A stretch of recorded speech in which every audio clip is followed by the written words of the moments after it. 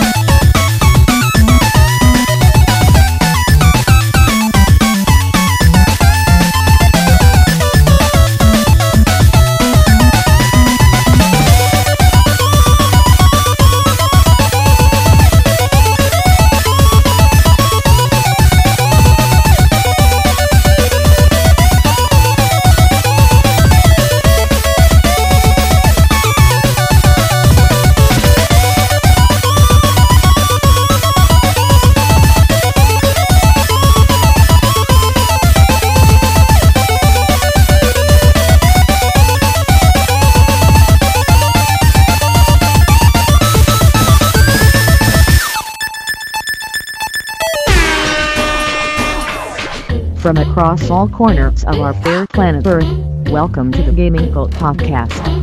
Worldwide opinions on obscure and up-to-date gaming talk culture and geekery for today and yesteryear.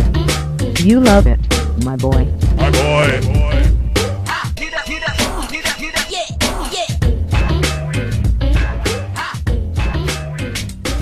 Hello and welcome to episode 37 of the Gaming Cult Podcast. I am your host, Jake Innes, from sunny Sydney, Australia. Hot as a fuck here. Joining us from San Diego, California, we have Brian Upshakala. Hello there, everyone.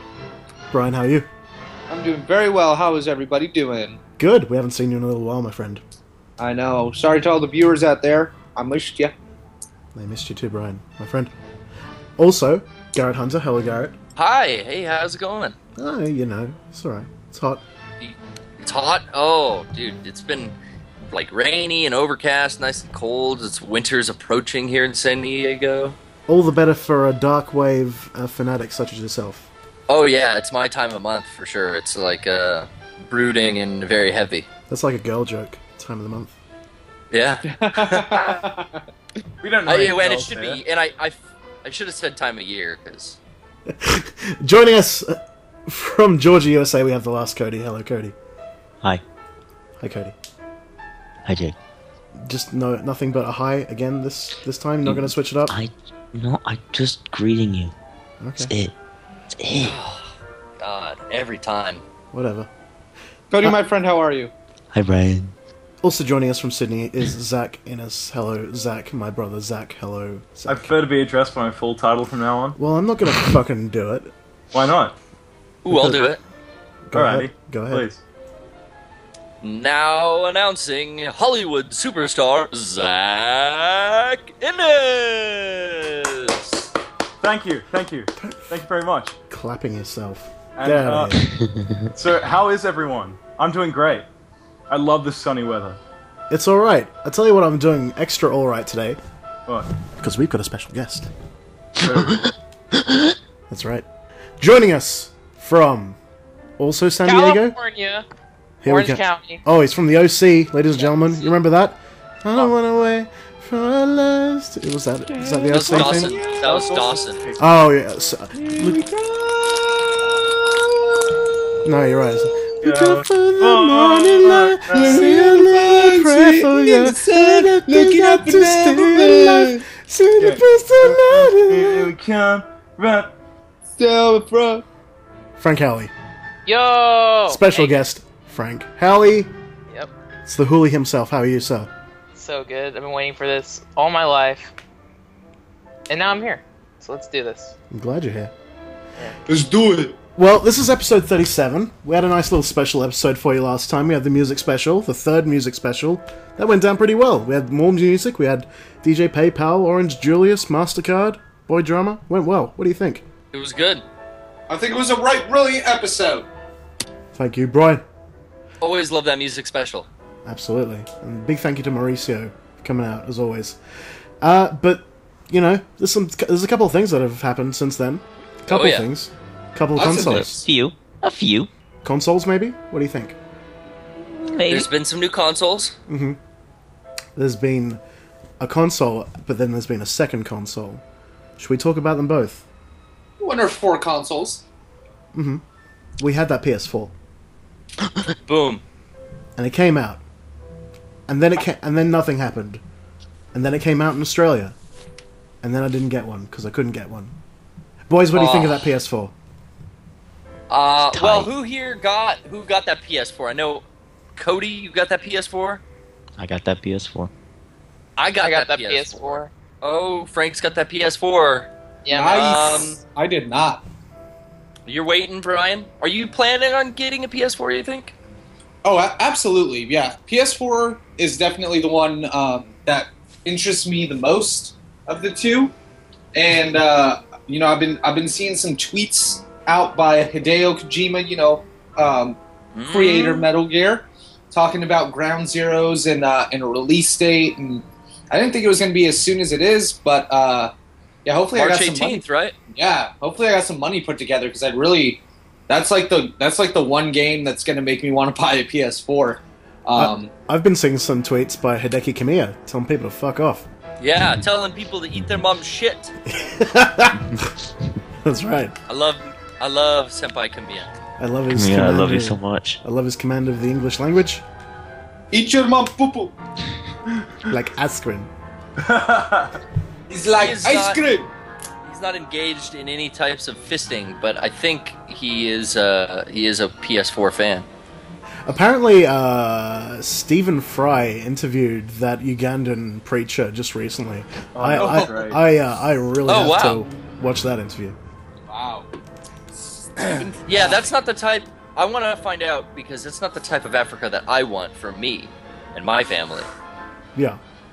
A kind where they are engaged in something called fisting. Well, we can't let them eat the poo poo of our children.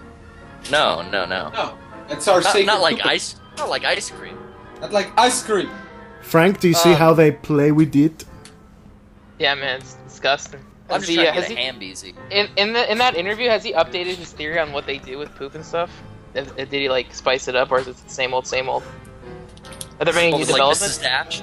Yeah. Garrett, you're trying to get a Handbeezy. I was trying to get a Handbeezy, but this guy's talking about spice it up with Mrs. Dash. Okay. I'm excited for back to the PS4, I guess. Sure. Some more titles to come out. For me, I got Battlefield 4, and I've been playing that, and I have fun. And I don't play a shooter probably like every 3 or 4 years. The last one I played was the first Black Ops that I really got into playing. And this is my first Battlefield game, and I really like it, and it's definitely been a long time coming. The weapon customization, everything is so much fun. I'm dreading the Christmas... playing after Christmas is when all the kids are going to get a hold of their PS4s. Mm-hmm. They don't have it yet. The people that are really good at Battlefield, I feel like they don't have their consoles yet. So I'm playing with a bunch of adults or just kind of like people that maybe as a hobby they're into gaming, but they have the kind of money to buy a console at launch like this before Christmas. But most of the kids that just devote, hours of Call of Duty and Battlefield, the ones that are going to just smear me all over the map, they haven't gotten their systems yet. So I'm just playing this until Christmas, and then it's just my kill death ratio will be like 0 to 27. Perfect. That's how Right now it's 3 to 11, which is not anything to brag about. But I love watching Garrett play Battlefield.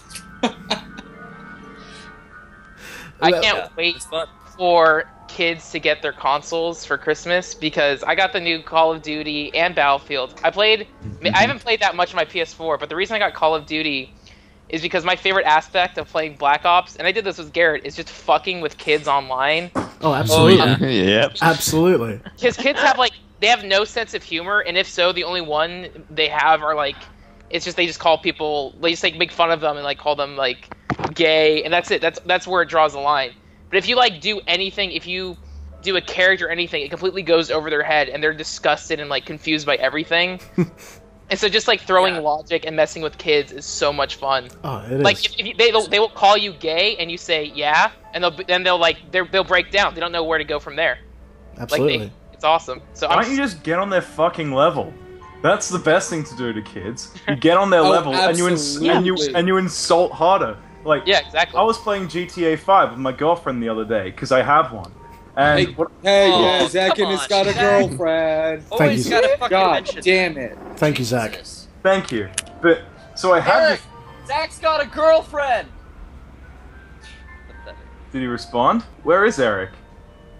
He's in the other room playing WWE 2K something. He's What? leaving in about 20 minutes to go do his top secret wrestling promotion. Ooh. Fuck. Well, Top Trying to secret. get a Handbeezy. back Actually, I to don't think it's secret. By the time this airs, it won't be out. But Eric did some commentary for a live wrestling event in San Diego. Oh fuck yeah. Yeah, so he's been meeting with this group and setting up stuff, and he posted it on his Facebook. People in SD, if they want to come down. I mean, it's too late if you're hearing this now, but if y'all fucked up. But that's why Eric can't be with us today. He's big time, like JB and Jerry the King. He's doing it up and getting it done. JB and Jerry Yeah. the King. Isn't that their names? It's JBL. You got one of them right. It's JBL and Jerry the King Lawler. Yeah, I just shortened it up. JB, you drop the L, and you just like you drop the L in Lawler, Jerry Yeah. the King. You don't need, everyone knows who the fuck King Jerry is, okay, Brian? JB trying to get H busy. what happened to the barbecue sauce guy, Jerry Lawler? Does he not do it anymore?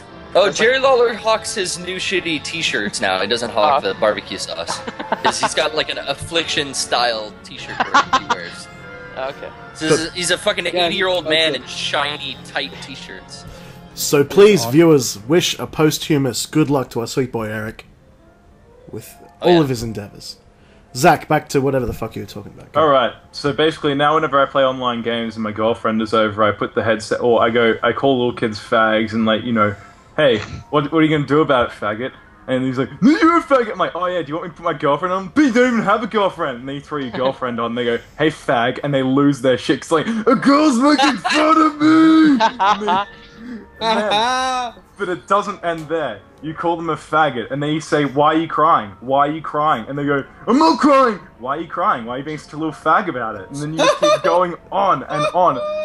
I've had a kid get his older brother on and be like, "Hey, stop making fun of my brother." I swear, you fucking cunt. I'm like, "Oh, whereabouts are you from?" "America." "Oh, I bet you're fat and ugly too." "Oh, I hate you. I hate you fucking British people. You're so ugly." I'm like, "Oh, British." British. It's so fucking dumb. Can you get your Xbox account like flagged or anything? You think they flag? I hate Call of Duty. Call of Duty. Like there's like no repercussions for talking shit on Xbox, at least 360, because what can they do really? Flag your account, or can you flag someone's account? How does that work? Has anyone ever dealt with that? I think it takes like dozens and dozens of like reports before your account's like flagged.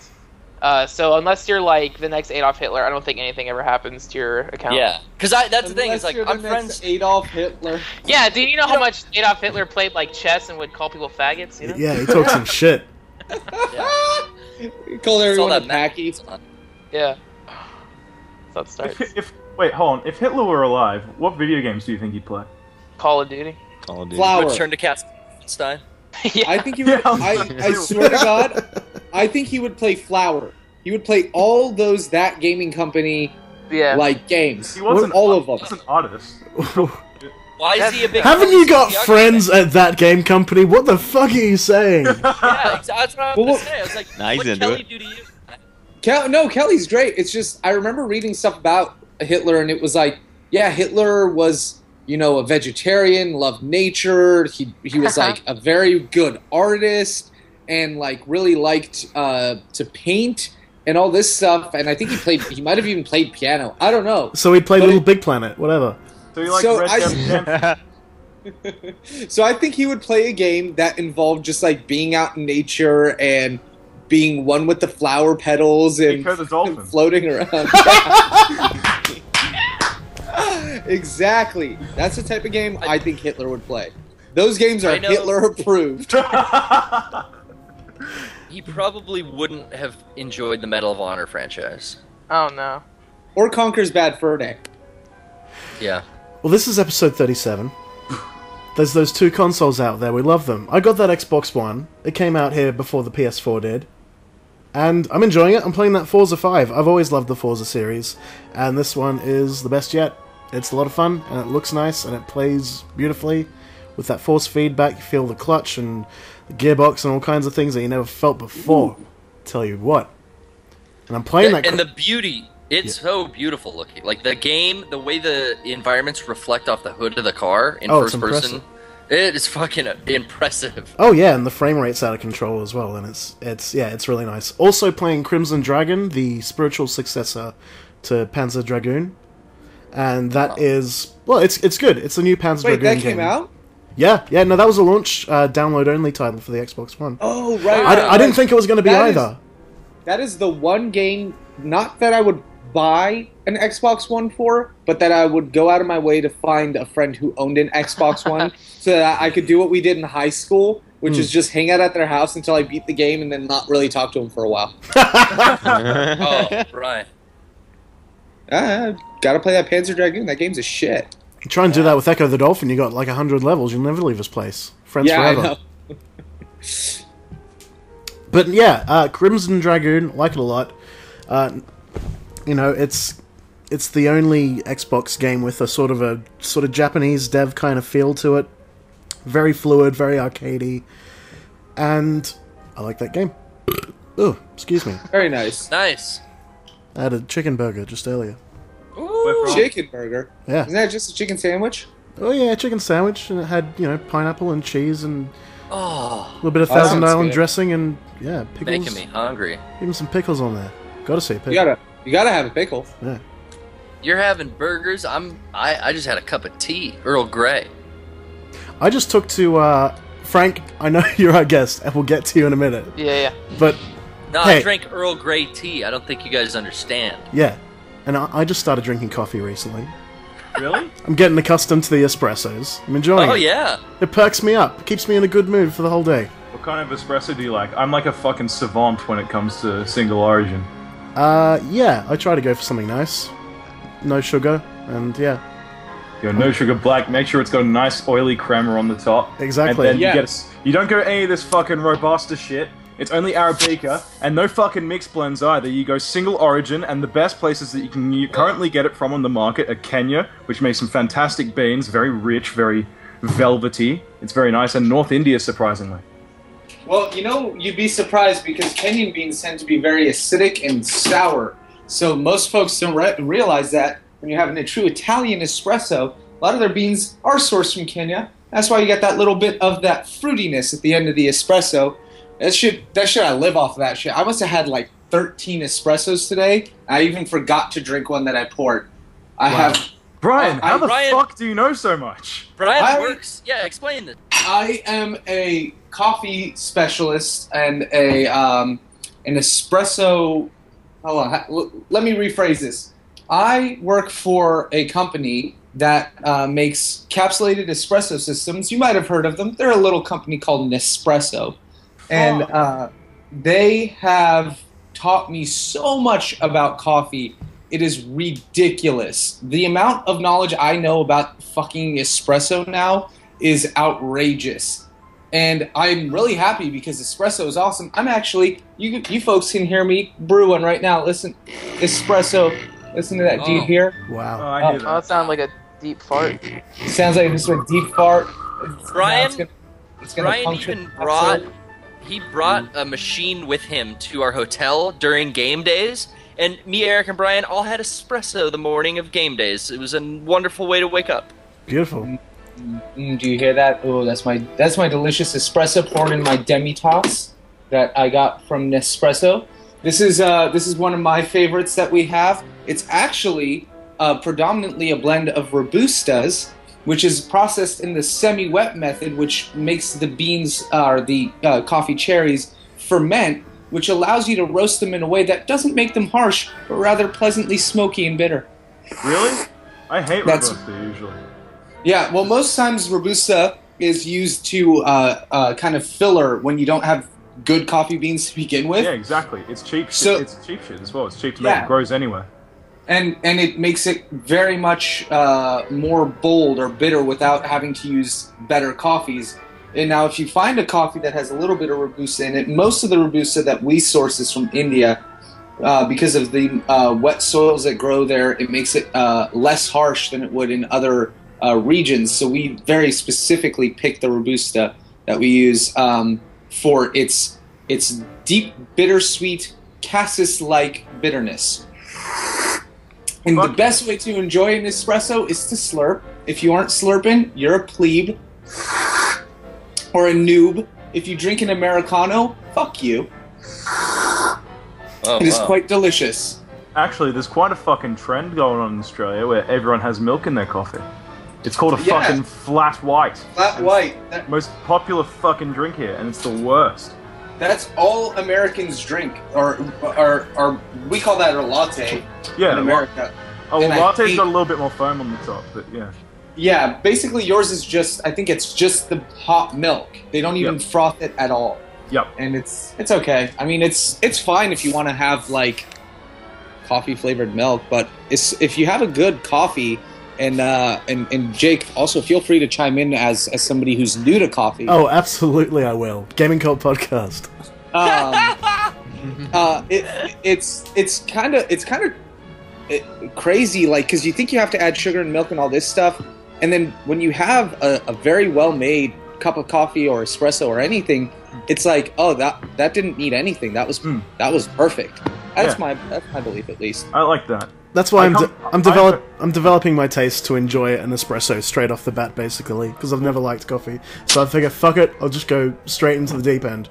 Well, Yeah. Jake's in the perfect place, because not tooting my own suburb's horn here, but we could be considered somewhat of a coffee capital of Australia. Jesus Christ. No, Sydney is I think one of the biggest, or it's got one of the like highest regarded baristas in the world. Yes, that's true. People go to Sydney to have like some of the best pulled espressos and coffees that you could have. I didn't realize that. As well, it's good. Yeah, which I would love. I would love to go to Australia just to try some of that delicious coffee. It's insane. Gaming Cult Podcast. Yeah, that was quite the roundup. Now, before we get to Frank, our guest, I want equal time that Brian got to discuss Earl Grey and the pleasures that I've been experiencing now with teabagging and all of the sort. Garrett, really, we should get. I was being facetious even before. I don't know how it brought up this coffee talk, but I like it. But you give it. That's what I like. That's what I like about this show. It's so diversified. But you give it a dunk, right? Yeah, I'd give it a dunk. I leave the tea bag in, and I like to suck on the tea bag after I've drank the entire cup of tea. Oh my goodness. That takes some hard nuts. I pull the fluid right out through the cloth, and I don't use sugar or cream or anything. I drink my tea black. I drink my coffee typically with a little bit of cream, but the tea black always. Gotta enjoy that spice. That's how you do it. Thank you, Base God. I like it. Frank Howley. Yo. Thank you for coming on the Gaming Cult Podcast. I'm so glad to have you here. Thanks. I don't have too many opinions on coffee or tea, though, so I don't know if I can offer anything. Well, you can just tell us how we are doing. Yeah, man, I love energy drinks. I like, Red Bull. I'm bummed because I wasn't 21 when the good Four Loko was out on the market. Oh. So I never got to experience the joy. I feel like the Four Loko was the second wave of prohibition. That fun and excitement and danger of drinking was all balled up in a can. But no, it was. If I had it, and there were other drinks before it that were very similar. Yeah. Anheuser-Busch actually had one that was called, and they still have it on the market, but it's the same thing. The caffeine's been removed. It's called Tilt, and it was an energy drink with either vodka or malt liquor in it, just like Four Loko was. I never get as fucked up as I do when I have either Four Loko or when I had Tilt, because it doesn't taste like alcohol, it tastes like energy drinks. So you're like, oh, okay, well, why don't I mix this with vodka? Oh, Brian. Jesus. So I threw up my brains the one time that I did it with Tilt and vodka, and then when I did it with Four Loko, it was just as bad. There is no saving yourself when you have those four. There's a reason that they don't let them make those drinks anymore. Mixing energy drink and alcohol is just a fucking bad idea off the bat. Yeah, I shot No it way. like Jaeger bombs all fucking day. Oh fuck them. Jaeger doesn't even taste nice. It's Hey, it does if you're skiing up in the Swiss Alps. yeah, exactly. But if you're in fucking 34-degree night in Sydney, your mate's like, boy, let's fucking slam some Jaeger. it's like, yeah, what do you want to mix it with? Baileys and some milk and make just the fucking most repulsive warm drink ever? That sounds disgusting. At that point, back to espresso, have an Irish coffee. Yeah, but what you do, if you want to go next level on your alcohol and energy drink needs, you get the syrup. You don't fuck around, you go on a trip to Thailand, get that Red Bull syrup, and those little shot canisters, and you just fucking mix the two. They have Red Bull syrup? Yeah. Red Bull syrup? Yeah, you get it in little things from Thailand. And you can get big bowls too. And it fucks you up. You don't even need alcohol and it fucks you up. It's great. Goodbye, central nervous system. Yeah, seriously. It's a concentrated dose of freaking caffeine. Yeah. And taurine, so you'll never go blind if you're a cat again. Ever. Dig on. Frank, yo. you are a sweet boy, Thank you. and you make some sweet films. Oh, thank you. Please tell the viewers out there a little bit about yourself. My name is Frank Howley. I am a internet comedy auteur. I take my work very seriously. I make Waka waka. Yeah, I know. I make YouTube. Okay, no, just everyone, come on, just round the world, round the world, round of applause. Let's do Yeah, it. thank you. Internet comedy auteur. Yeah, internet comedy auteur. In the 60s, when the French were studying film, they thought, you know what? The people who make these movies need more credit. Well, let's call them auteurs. Little did they know, 50 years in the future, there would be a young boy who would make videos on the internet. They didn't know what the internet was, but this young boy is the next boy with the camera. That's me. And he's descended from people who walked Bob Dylan on stage. Who are you? Oh, that fuck. Who are you? Who are you? 66. Who you? I make YouTube videos, No and I t- play video games, and that's pretty much it. Yeah. Wanna plug yourself while you're at it? Yes, my my YouTube channel is youtube.com/Frank Hooley, FrenkHooley. But you can just search Frank Howley, and that's it. Make videos about video games, movies, and anime. Occasionally. You've been making some stuff for Nintendo recently. Yeah, I have this like interesting partnership with Nintendo. They've never really been fully upfront about it, but it's not like a secret thing either. But like they every once in a while, in order to promote a new game, they contact like huge waves of YouTubers, and they'll have them make like little like viral commercials for them. And they always get like a different group of people with each game. And like Sean's done videos, Mega64's done videos, Derek, Rock on their individual channels. And but I'm like I became good friends with one of the like contacts at Nintendo, so she always likes to include me with like the Nintendo things. So I have someone on the inside who really likes me and keeps inviting me to do all these things. Last year, my video, the Blair Wii U project, won one of Nintendo's contests, and I got to go to the Sundance Film Festival with that video. They're having another contest this year, but last year they set the top 12 out of 40 videos to Sundance. This year it's only the top 1 out of 30, so I don't think I'm going to be able to go, but I find out later this week if I won or not. Ooh, that's we'll, cool. We'll know by the time it's out, man. I know. Wow.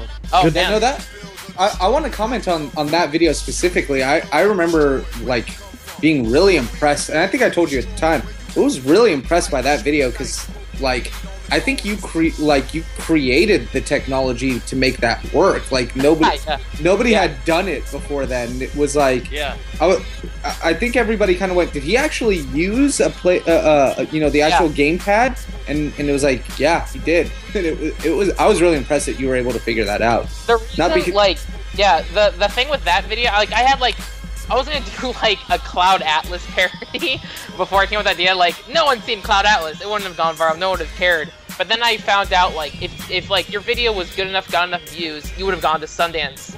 I had found out like in the midst of like developing like this video for this contest, I found out that Park Chan-wook was gonna debut his new film Stoker at the Sundance Film Festival. So that immediately evolved into becoming, well, if Park Chan-wook's gonna be at Sundance, I'm gonna be at Sundance. So I put like everything into like coming up with a really good idea. Like I like knew this had to be it. So that's why I did something that was like so different and fun. And yeah, like we were like that video is all done in one shot. Like the like choreography of it, like the blocking of it was like so like technical because we had to like make sure this like Wii controller could capture everything and the lighting and like, you know, it's not like a video camera, like it's just like just a controller that has like a video chat option on it. So it's a really complex video, but like I made it work and I got to go to Sundance and I got to meet Park Chan-wook, and that was awesome. But yeah, that was a fun video. The video I made this year, I like knew like there wasn't a good chance I was gonna go to Sundance because it was only 1 out of 30 who were gonna go this year. So I thought, well, instead of like killing myself making another great video, I'm just gonna make something really silly. So I made a 5-minute time travel buddy comedy / drama starring my dad, and I think that video turned out very well. And Love so that yeah, video. that's good. I gotta go now. Took it back to the 90s. Yeah, man. Excellent. Frank, Yeah. what is your earliest video game memory? I remember playing Mortal Kombat 2. I remember getting that game. I'm trying to, like, I guess the earliest game memory. I had, like, a Super Nintendo. That was my first console. But the first games I really loved were, like, Super Mario World. My, like, earliest, like, distinct memories is just waking up every morning and playing Super Mario World. And then that evolved to Super Mario World 2, and so on and so on. But just the earliest vivid memory I have would have to be playing Mortal Kombat 2 on the Super Nintendo, which is so weird because I played Super Mario World like way more, but I remember Mortal Kombat 2 first. There that you go. hyper violence. Yeah, man, maybe so. Another distinct memory I have is I remember buying not Mortal Kombat, Killer Instinct for Super Nintendo and getting that limited edition CD that came with the game. If you bought Killer Instinct on Super Nintendo, it came with a CD, like the first That's however right. many copies. Killer Cuts. Yeah. But here's the thing. I remember getting so mad at Killer Instinct because I couldn't beat the boss or something that I cracked that soundtrack CD in half and threw it in the trash can. Holy crap! Wow. Violence. I was so mad at the game. Yeah, I don't know. I love fighting games. Mortal with Kombat. Well, Yeah, it's man. true. You are a bad boy. You have been in league with our boy Craig Gleason, with Yeah, the Bad man. Boy Academy, with your that Juggalo video that you did. Yeah, Man, I still I get love- comments every day on that. Wow, fantastic! No, I love so many of your videos, man. Who's Afraid of Sailor Moon? That was a fantastic video, all Yeah. done in one shot as well. And Yeah. your Hatsune Miiko Domino's Pizza wrap commercial. Yeah. That was such a last minute thing for you putting that one together, wasn't it? Yeah, with that, I saw the Domino's, so this super crazy video came out, which was Domino's Pizza announcing its, commercial tie-in with Hatsune Miku. Wow, Miku! And the thing that made it so bizarre is it was a Japanese-produced commercial, but it starred the actual American president of Domino's. So it was some American just thrown into this crazy, absurdist Japanese commercial. And so having this American try to deliver this crazy Japanese product straight into the camera was so absurd. It immediately blew up, and it was so weird that I wanted to parody it. So I quickly wrote it out. I called my friends. I called Rocco and asked to use the Mega 64 studio. I drove down to San Diego at 2 in the morning, shot it, came back to Orange County at 6 a.m. and spent the whole day editing, and it was up at night, and it just blew up overnight. But yeah, Fantastic. I shot that in less than 24 hours, and yeah, it turned out really well. You jumped on that one. Holy Yeah. shit! And we'll end off with the Otaku as well, which is maybe my favorite video that you've done. It's fantastic. Yeah, I was in a college class. Called Asian American Film. I was that class was maybe it was 30 students. There was probably only 4 white people in that class. So I was one white film nerd in a class full of a bunch of Asian kids who thought it'd just be an easy class. And for the end of the semester, they had an opportunity that was hey, you can take a final or you can make a video. And I was well, fuck it, I'll make a video. So I made this video that talked about being an Asian American indirectly. I showed it in that class. Now the class has many cute Asian girls in it, and here at the end of the semester is this big reveal of oh, by the way, here's this really creepy kid. I mean it's a satire and a parody. But the class liked it. A few of the girls actually sent me Facebook friend requests the following night Oh, dude, you're in. They were flattered. But yeah, the Otaku that's my first short film I've done. I'm really proud of it. Yeah, I put a solid month into that, and I really liked how it turned out. Now, Garrett, Yeah. I know the viewers want to hear it. Can you do the skit? They want to hear You're that gonna laugh, my friend. You're gonna have to remind me. What was the line I said in the video? Garugamesh? That's right. Yeah, Okay. dude, Jake, you should feed Garrett the line. You should play Rocco. What's the? I don't want to step on my dear friend Rocco Body's toes, but please tell me the line. No, just promote Sakura-con. Yeah, it's the whole Sakura-con commercial. I love gaming. I love Japanese tea ceremonies, DDR, and then Garrett steps up. Garugamesh! Beautiful. I love it. That was fun. It was that laugh though, Garrett. That's what got everyone going. I That's don't what remember the laugh. it What was made. the laugh? It was the most. Was you it, went you went Like so that, you went because he had a- so high on that goddamn laugh. You punctuated it with a very strong, loud, cracking, like that. It just Rocco were so giddy and gay. And it was so, Well, yeah. We filmed that in my house in front of one of my figure cabinets with Oh. anime pillows. And... A really funny thing with that, and it's anytime I make a video involving anime, is a lot of people on the internet don't believe it's real in the sense like, well, no one who watches anime would take the time to make something about anime, so they think we're like fake. So I got one of the comments like, I can't believe they spent all that money buying figures just for that shot. Shut the fuck up. No, Really? they thought like all of the opening scenes where we have all these like super decorated sets with like action figures and anime posters, they thought like we bought all those props for a video. It's like, Wow. yeah. Yeah, but then you flip it on them and you do something like your Otaku 101 guide to watching Evangelion. Yeah, I love that, because, like, stuff like that, too, like, it gets passed around, it's like, is this guy fucking serious? What a fucking idiot! And it's like, yeah, it's like, either way, it works, and it's like, yeah, the joke is that he's an idiot, you know, like, they think they're making fun of me, but, like, it's making fun of a character, so it's like, it's just adding to, like, it adds to the satire of, like, because, like, the more negative comments there are of people, like, saying, I can't believe this guy's a fucking idiot, the more people are gonna think it's real, so it's just, like, yeah, it's just making it even stronger. Hey man, I bet if Ano-san actually saw that video, he'd fucking love it. Step 1, watch Cowboy Bebop. But you're working through a series of videos at the moment. Tell us a little bit about that, Frank.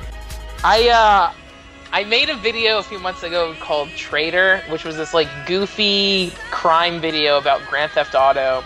I was inspired to make it by Nicholas Winding Refn's Pusher trilogy, which is this Danish film series about drug dealers in Copenhagen. It's a really cool, gritty, like independent, small, low-budget film series. But I wanted to make something very similar to that, so I made Traitor. It's a small video. It's really fun. And then I watched The Wire, which is the greatest TV show I'd ever seen.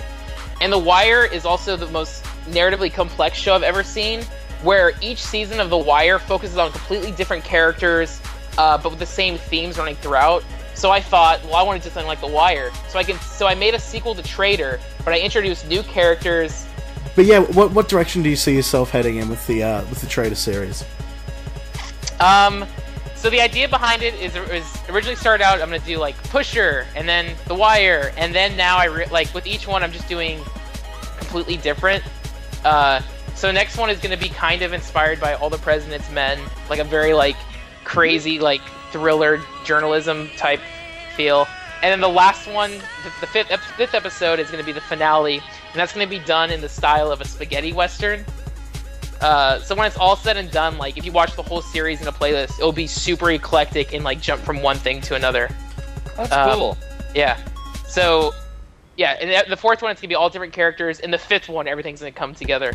It's gonna be so stupid, but by it's all said and done, I should have like 30 minutes of a story, and that's like a good step towards eventually making a movie. The idea is just like what I'm doing is just keep making videos to get bigger and bigger and bigger, and eventually I'll have a full movie just uploaded onto YouTube.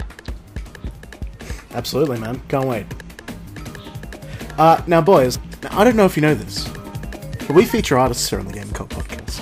Ooh, We do? Featured artist. We do, and we got a good one this episode. One of my favorite chip artists, if not maybe the best chip artist. Whoa. Last year, an artist known as chibi-tech released a two-track EP called Moi Moi Kyun Step, which she would play out at her live gigs around Japan, and through audience demand, she finally put it out on Bandcamp. It was all of 7 minutes long, the whole thing together, but that two-part thing, those two tracks. Now I'm gonna embarrass her by saying this, I know. Jalen, I'm sorry, but I gotta say it. The best music ever made with an NES. Yeah, she is the best chip artist, or one of the best to my eyes. Like what she pulls off is incredible. So chibi-tech finally put out an album. Been waiting for it forever, and it came out in September, and it's one of my albums of the year. Moines Volume 1, The Idle Composer's Groove, and we're gonna go with a track from that. Chibi-tech on the Game Cult Podcast. Take it away!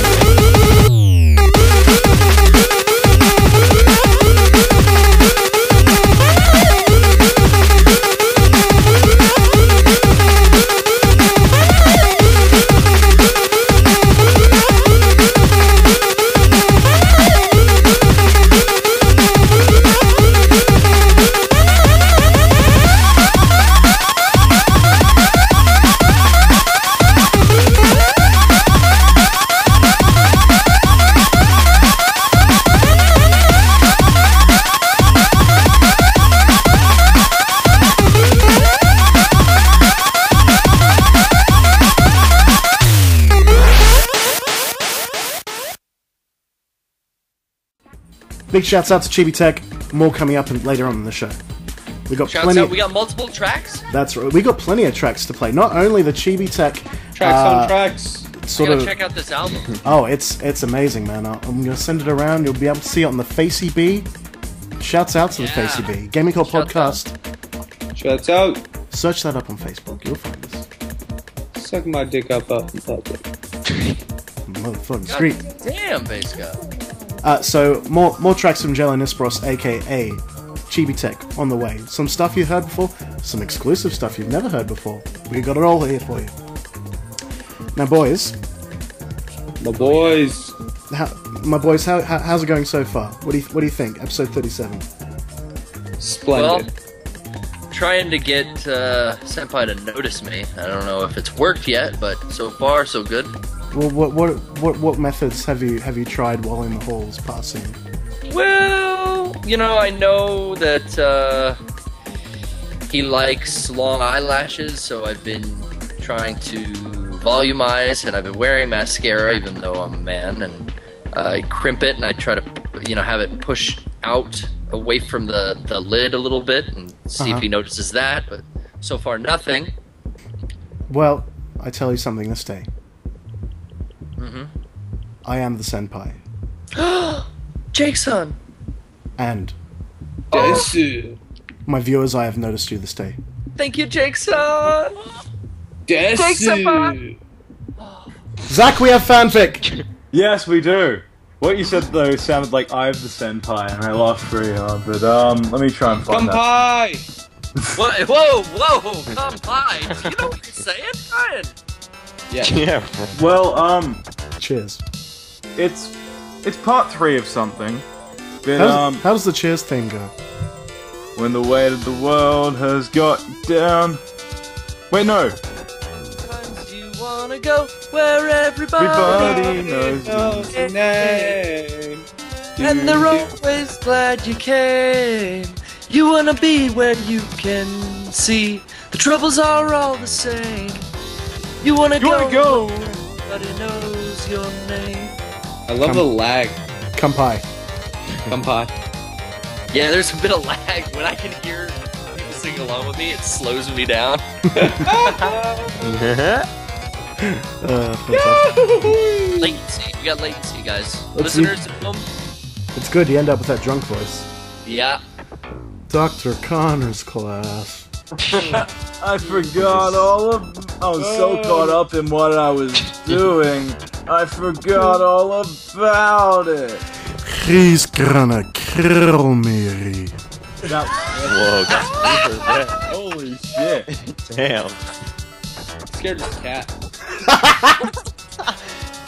Shouts out Smokey. Zach. Yep. The viewers, they've been wanting that fanfic. We do, and we provide. I know it's been a while since I've done one, but it's part 3 of Shrek X Shadow. We're doing Oh! it. We're doing it! Yay! Alright guys, before we go ahead with this, we don't have an Eric for Sonic. Well, that's alright, because we got a Frank. Well, Zach, my brother. yes? Sorry, Brian. Hello? Hello. I'm gonna take a puff of inhaler right next to the mic. Let's see how this sounds. How's that? How's that? I can breathe again. I can breathe again. Is that from, What's that from? is that from the GDC Eric. video? Yeah, it is. Yeah, 2010.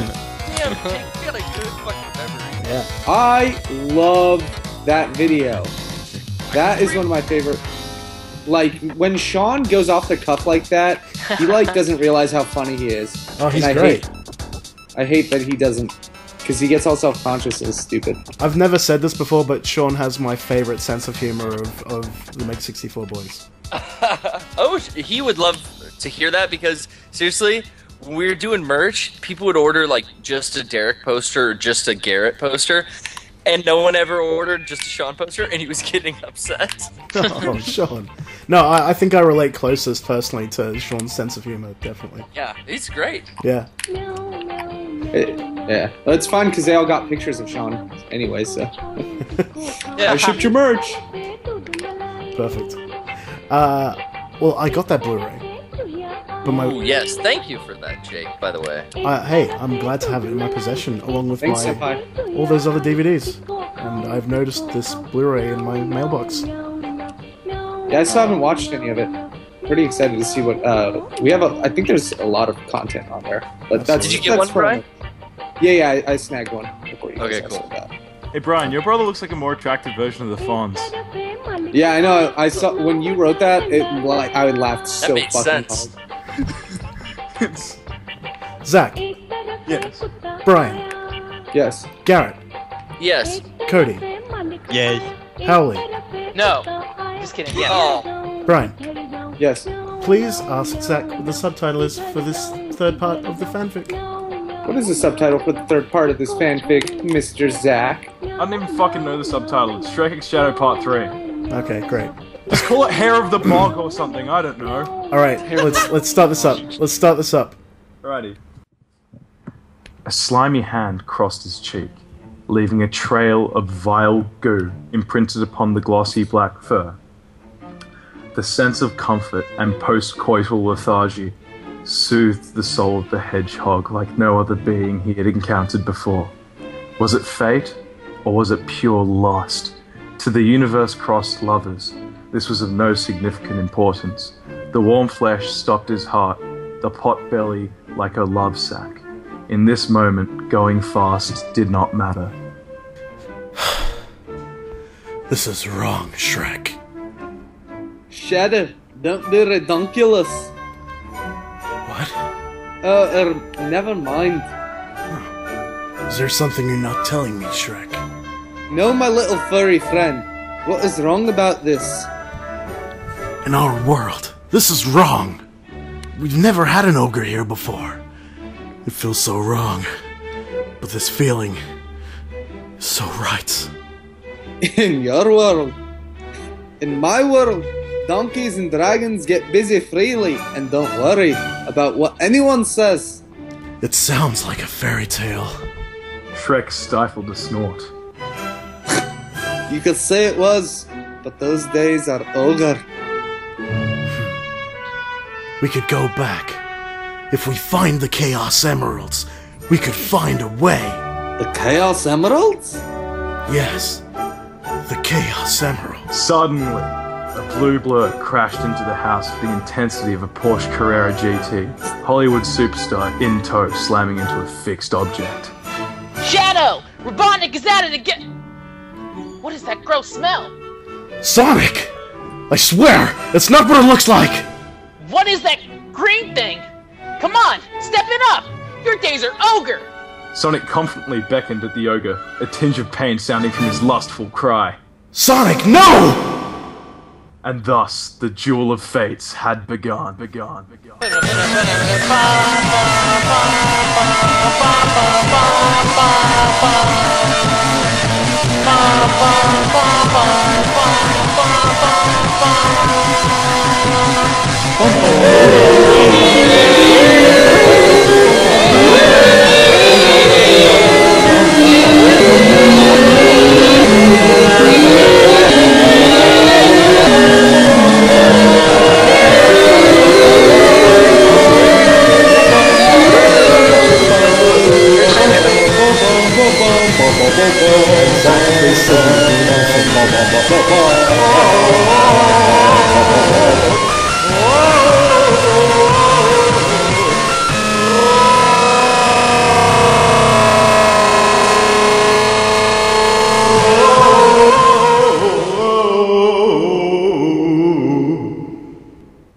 our dear boy Sonic. Yes. Oh, and I just need to quickly lift up a massage table. I'll be back in a second. Of course you do.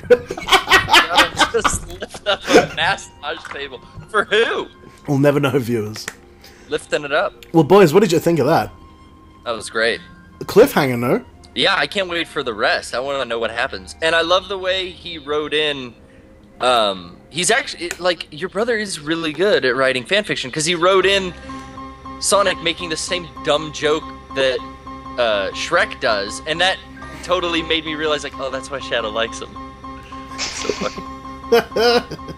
That's so good! That's the nuance there. The Sonato symbiosis is being all messed up. The continuum's being, played around with. Sonic doesn't like I it. like it. I like it. Well, First, stay tuned for more coming up. Guys, we have so much more coming up at the beginning of 2012. Like, man, really big... 2012? Yeah, we, 2012. Dude. Whoa, dude. Back brother. in time. It works the other way. Now, have you heard of this guy called Joseph Kony? There's... Shit, get the word out. I'm hearing words, and I got this pack in the mail, and I've got like this wristband and these stickers.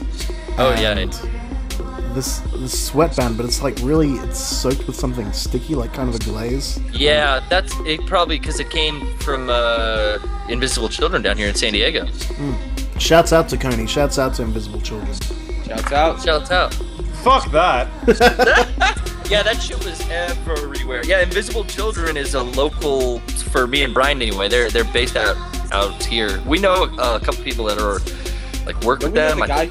Yeah. Yeah, well, I know the guy who flipped out.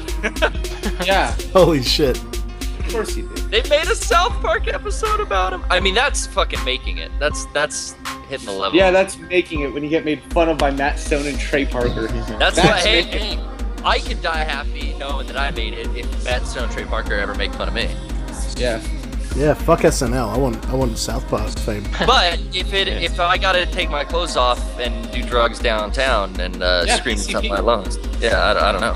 I mean, allegedly, we have no idea what happened. Hey, first preach a noble cause, and then like send all your volunteers to go pose with soldiers during the whole time with guns. Oh yeah, I'm very. I mean, I know these people. I didn't say I was friends with these people, but I know some of them. I'm acquaintances with more of them, but. It's weird how the financial situation with nonprofits work, and it's very questionable. I know. I I mean, hey, I'm cool with like if you want to do charity work, and like I'm not pointing fingers at any individual that like wants to work for Invisible Children or anything like that.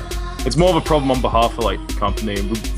We do a lot of that stuff in my business degree, and we just kind of look at these people and go, "Wow." Yeah.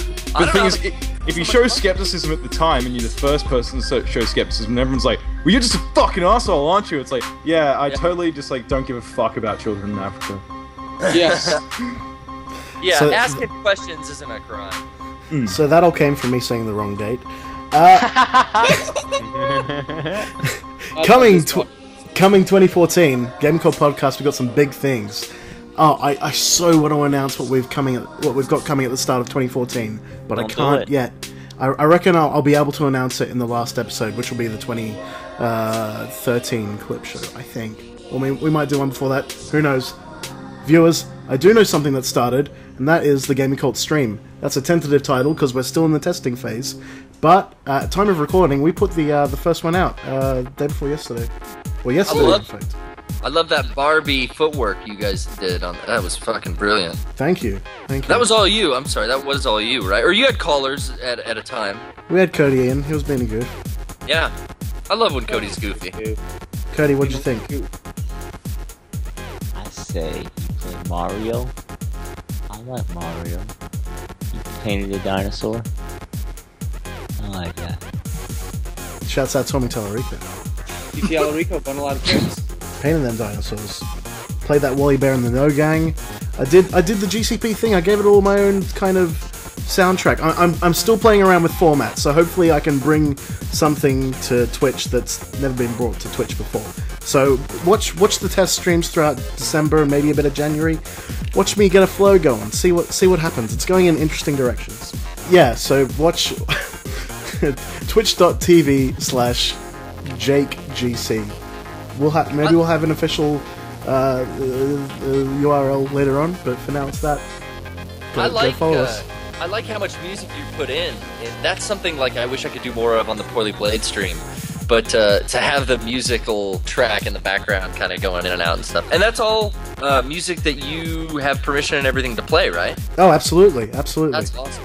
See, I don't go, the Poorly Played stream on Twitch is very small, so I'm not really worried about that yet. I don't know if I should be, but, we'll find out.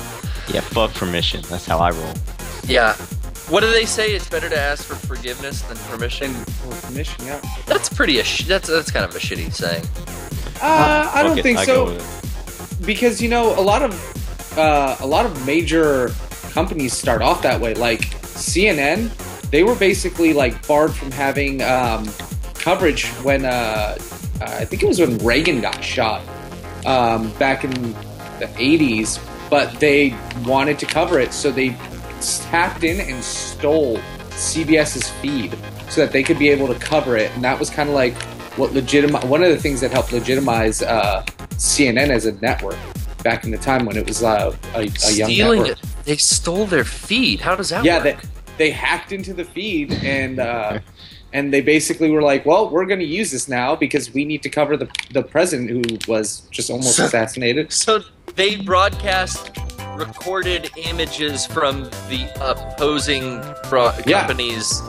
Wow, that's crazy. I want to read about that. Yeah, CNN just went, well, okay, well, you're not going to give us access to it because the White House wasn't going to give it to them because they didn't think they were a real news network, so they just stole CBS feed. It's a pretty cool thing to think about that, like, oh, you don't have it, so, make it. They told everyone to stay classy, am I right? Yeah. Right. Anchorman 2 coming out this Christmas. Guys, Ron Burgundy's on his way, guys. I love how angry my San Diego friends get about that movie. Oh, I love that movie. The thing is, I'm just getting tired of all the beating over the head we're having with the promotion of it. Oh, absolutely. You guys here never in the States, at least. You guys never hear the end of those jokes, I'm sure. Ever since the first one came out. Yeah, basically. So There's also like 1,000 Twitter accounts called like Ron Burgundy parody or Will Ferrell parody, and like that's just gonna amplify it. Yeah. Oh yeah. Does it go meta though? Is there a parody account of the parody accounts? Oh, I'm sure. There actually is a really good Twitter account called Cat Williams Ferrell that is a combination of a Will Ferrell parody account and a Cat Williams parody account, and it's just it's a super meta Twitter that makes fun of all of like the super popular Twitter parody accounts. I'm gonna give it a plug. Cat Williams Ferrell, one of the best Twitter accounts. Follow it. There you go. But yeah, it's like one of the top Twitter accounts is something called like it's Will Ferrell, and then there's another account called like it's Danny Tosh, it's Willie Ferrell. Like Twitter is like awful. Like it's like 12-year-olds who like follow accounts. It's awful. There you go. So Anyway. I'm personally a fan of fanfiction text and something awful text, or is it Goon, or is it something awful? Yeah, text. Goon.txt or something. Yeah, I mean there's great Twitters. Yeah. It's great. I love it. I love any of that kind of stuff. Where like, what was it? Paris Hilton after Nelson Mandela died. Somebody like photoshopped that she had thought that it was Morgan Freeman or something, and like people like she was picked it up. Yeah. So pissed. And so's what's his name? So's Morgan Freeman because everybody's like, I'm not dead, you idiots. I'm not dead. I can't do it. Alright. I'm still Beyond the breathing. wormhole. Still breathing. This is CNN. Wait, shit, my favorite that's Twitter not account. My favorite Twitter account is Sex from the Void. right. What the fuck? Sects from the Void. They're like just like eerie sex, sects. Like for example, one of them is, I lie in the brook, letting the icy water soak away my warmth. You circle overhead, searching for heat, but my cool skin betrays nothing. It's just like nonsense like that. Wow. Porn comment tweets are some of my favorite personally. Oh. At best, porn comments, all caps. That's where you go for the gold. That's it. I am not gonna watch fucking porn ever again. One of my personal favorites from Sex from the Void is, your hands explore my body, but then they venture below my belt. They become trapped in the ice and do not return. That is Honeybee. That is in her pussy. You can eat with breath and enjoy. Wow. You can eat with breath and enjoy. Yeah, fuck Gaming Cult. We're not gonna make our own jokes anymore. We're just gonna spend like 3 hours rattling off Twitter shit we like. Let's change GCP podcast to like the equals 3 podcast and just lift other content. Yeah. Can we do that? We could be like Tosh. Absolutely. Yeah, that's how you get Point out. famous. Yeah. Steal funny things and you throw them up all over the place. True that. Tosh at least has pretty good skits. I think I Crack by Boner in Half. Gaming Cult Podcast. Well, boys, what about those video games? Video games. Video games? Video game. There's been a couple of them, Who plays Played a those? few. and maybe we're playing them. So what have you been playing? Have you been playing the video games? Please, let's talk about them video games. I'm playing video games. Cody, what are you playing? I just finished Phoenix Wright, Ace Attorney, Dual Destinies. Oh shit! I want to hear wow. about that. shit. I finished everything, including the new DLC case that came out a few weeks ago. It's so far the best in the series. I stand by that. Wow. There is stands every by it. single case in that game is fantastic. There's no bad cases. The transition from 2D to 3D is great. Having all the new like gameplay features, like investigating in like a 3D space, is really cool. Oh yeah. If you're a fan of Ace Attorney, or you just haven't been into it, I would say You Dual gonna cry? Destinies isn't. You gonna cry? Yeah, I'm gonna. Hey, I'm Cody. gonna fucking cry about No. fucking orca. I defended an No. orca in court. Cody, people are gonna make fun of you. They're gonna call you a That's the dumb deal. baby if you cry. Don't do it. He is a dumb baby. Don't, cry. no, Dumb don't say baby. that. Cody, don't cry. Cody. Oh, see, Brian. You are not alone. Brian, why'd you call I am here with you. so Though we're far apart, there's something hard. You're not alone. Oh, oh, now.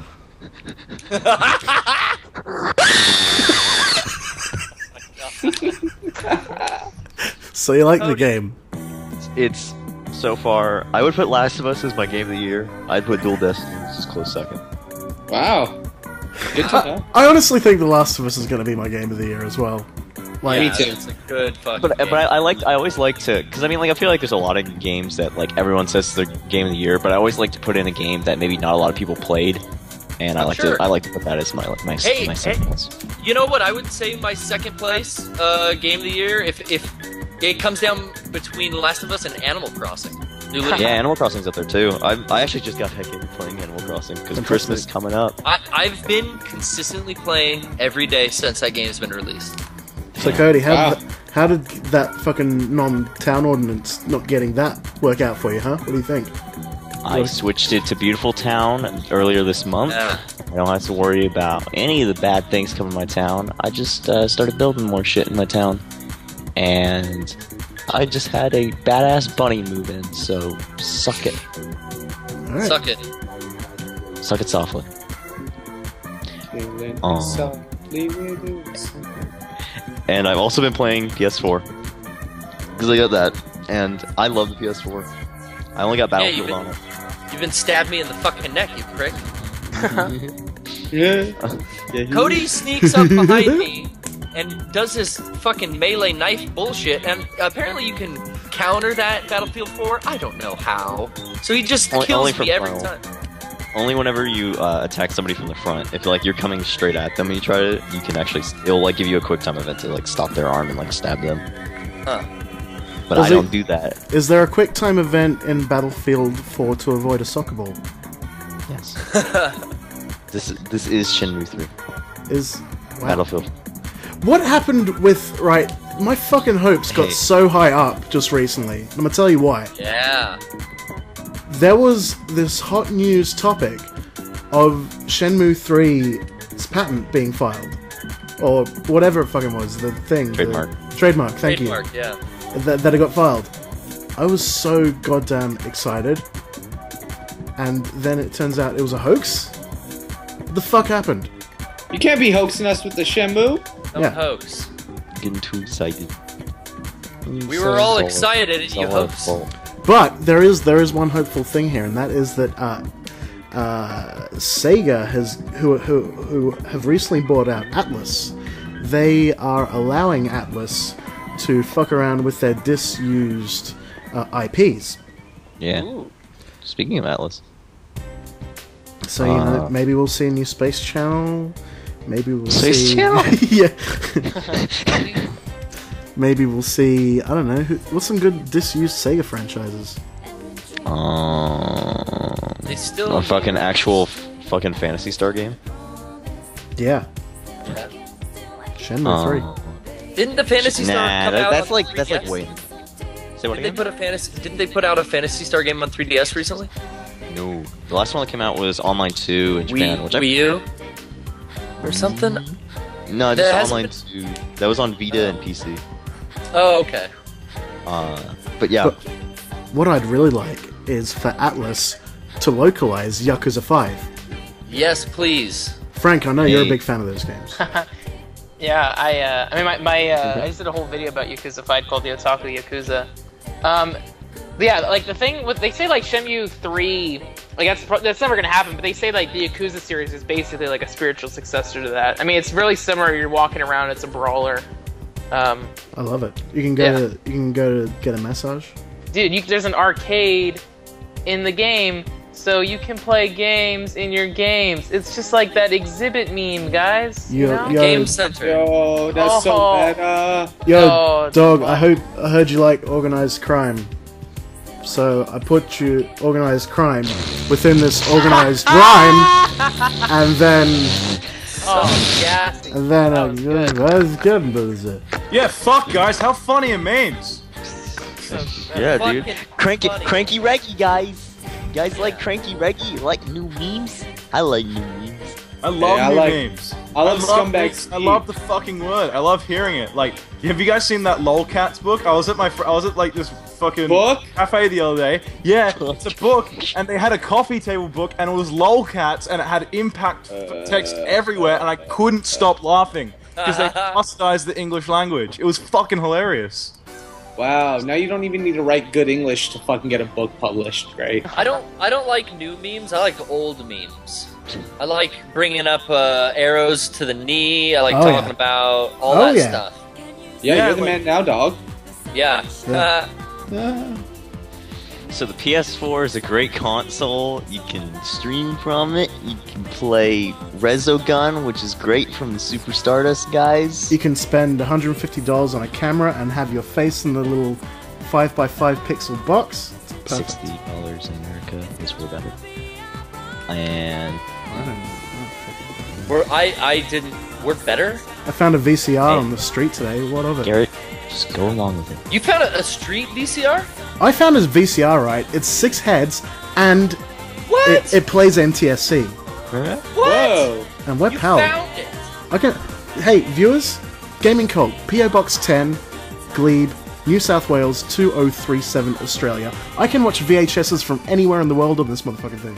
Hell yeah, Wow. send them your tapes. I've never seen a 6-head. I have seen a 4-head. It's a Sony 6 head, and it's a PAL machine that also plays NTSC. And it has stereo output. It was out. Touch by me. Yeah, God damn, praise be to base God. don't send me touch by me. But I can watch. I do actually have the full set of Ava VHSs. Whoa! Holla. Me too, Oh, Holla at holla. your boy. I Holla at only your got half. I wish you could holler at your boy. Dude, those, I never want to get rid of those. Because that was the thing that, Nice. I fell in love with anime over, was those tapes. Like, buying those tapes, with saving up paychecks to go to the mall and pay $30-some a cassette tape. Whoa! But Garrett, Can never part with those, yeah. you got little blue girl on that tape or what?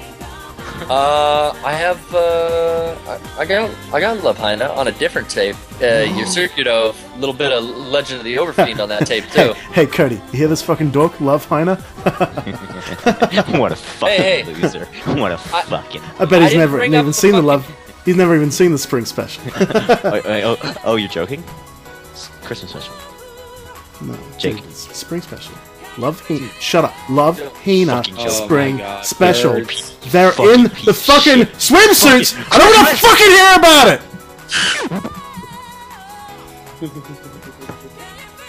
Everyone's got their own unique tastes. So I got a VHS. Whatever.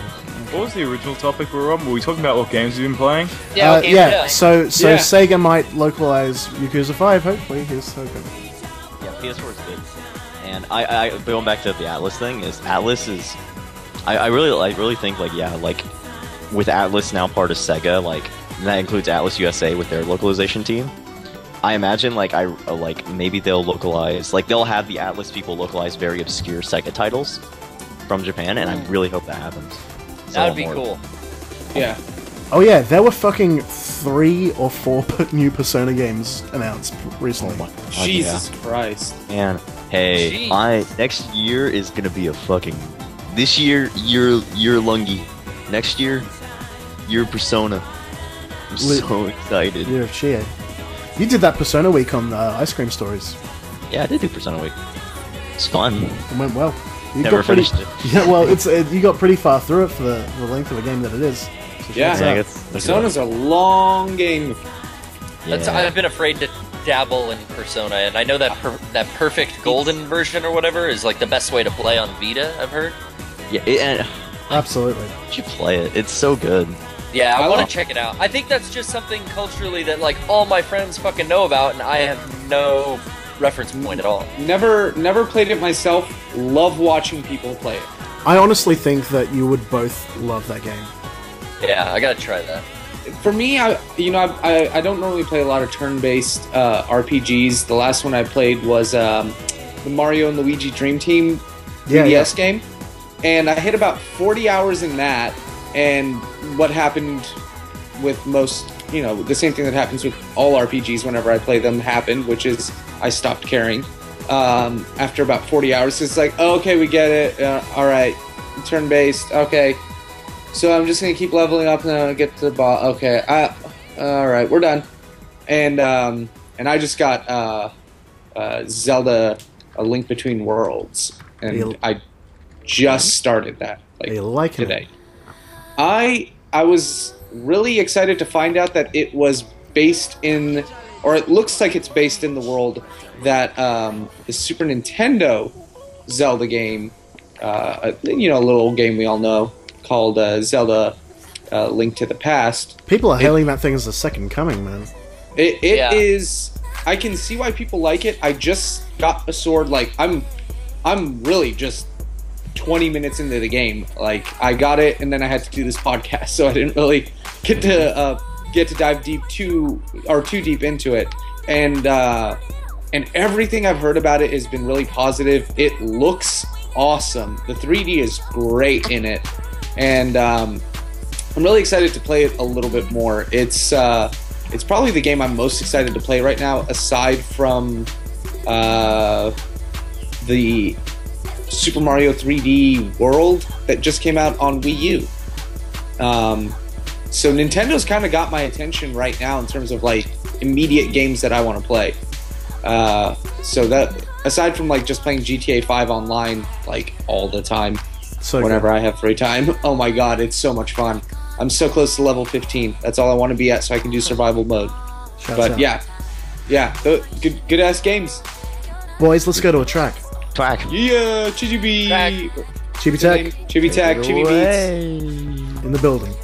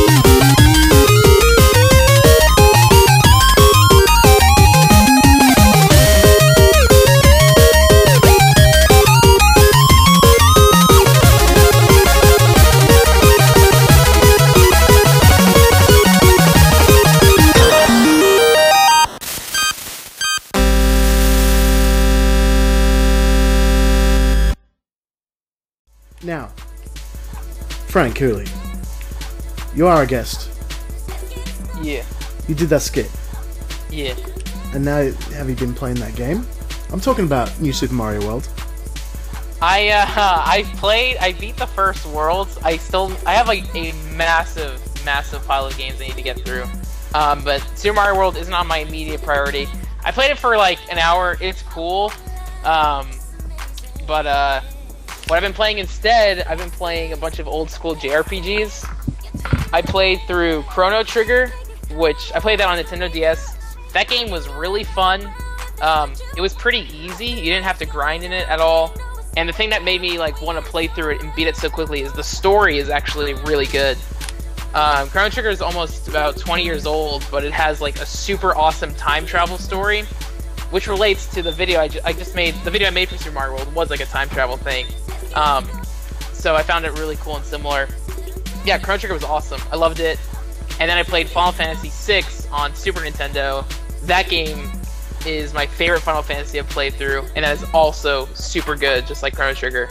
I like played both of them in like a single week, like non-stop. I didn't do anything. I haven't left the house. It's like it's a mess in here. But I've now played through 2 great games. You got a smelly butt or what? Yeah, dude. Yeah, I don't know. It's alright. Wash that. Wash that. Josie, beard. does he got a smelly butt? Josie, the podcast wants to know, do I have a smelly butt? Okay. Oh, there you go. I'm impressed. She said too. no. One game I do want to talk about, though, that is like on my short list for like one of the best games of the year. It's not better than The Last of Us, and my second favorite game of the year is Ni no Kuni. But runner-up, one game that's really amazing is called The Stanley Parable. Oh yeah. Oh This yeah. is a game that was just released on Steam like a month ago. It's a like first-person adventure game. It's only took me about 2 hours to beat, but there's like 12 different endings to get. So each playthrough is like 10 minutes. The premise of the Stanley Parable is this: it's basically like if Charlie Kaufman made a video game. Like it's super smart, super meta, and like super funny. It's really philosophical. The game starts out with a voiceover narration that says, every day Stanley goes to work and he presses buttons at his computer. The machine tells him what to do. Then one day, all of his coworkers disappeared. What happened? So then you start playing as Stanley, you're looking at your computer, and then the voiceover says, Stanley stepped out of the room. And so you're left to, the only option right now is to step out of the room. And then the voiceover continues. Stanley looked around but didn't see any of his coworkers. He then went to go look for the meeting room. So you can then either head towards the meeting room, or you can look around at all your empty coworkers' desks. You can fiddle around, you can try opening other doors, and depending on what you're doing, the voiceover changes. So if you immediately make a beeline to the meeting room, it'll say like, Stanley was in a hurry to find out what happened. Or if you start fucking around with your coworker's desk, the voiceover will say, Stanley took his time and touched every single thing in the room, even though it had no point and didn't advance the story. So the game is immediately like super meta. So like so the player's immediately conscious of the fact that like, oh, anything I do, like adjust the voiceover. And then like the first big choice in the game is you walk and there's 2 doors. There's a left door and a right door, and it says Stanley went through the left door. But And this is when the game starts fucking with you. Yeah, basically. But you're still in the room. You haven't actually gone through the left door. So you can follow what the voiceover is saying, or you can defy it and go through the right door. And so, if you go through the right door, the voiceover will say, Stanley decided to go check the break room first to see if anyone was there. So you can go to the break room, you see no one's there, you can either then go back or you can keep going forward. And if you keep going forward, it'll say, okay, so Stanley didn't do that either. He's really bad at following directions, but that's okay. He can turn left at this door and get back on track. And so every choice you do in the game just further like stems this branch towards a different ending. And so the game, it's like really similar to Portal, where like the writing is super sharp. There's all these like hidden layers. Like halfway through like the story, you realize there's a much deeper meaning. It is so fun. Highly recommend it. It's only on Windows, but I played on Mac using Boot Camp.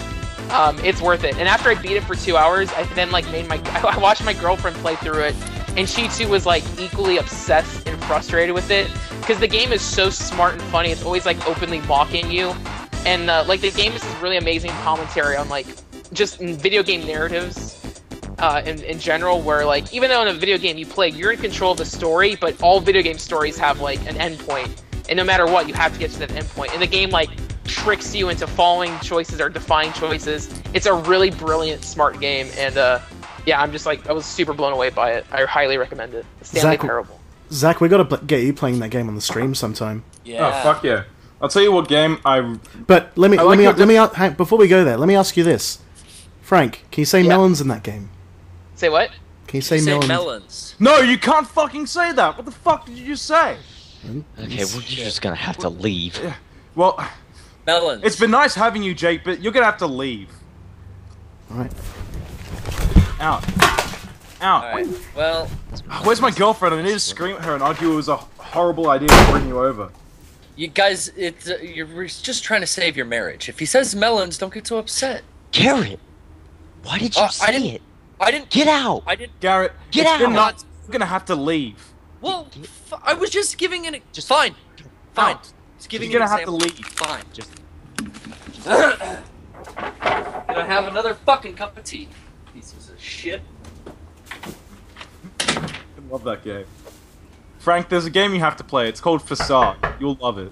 Hello? Jake, Who's I that? told you to leave. It's the Gaming Cult Podcast. Oh, come in. Who? The Gaming Cult Podcast. Okay, come in. Okay, thank you.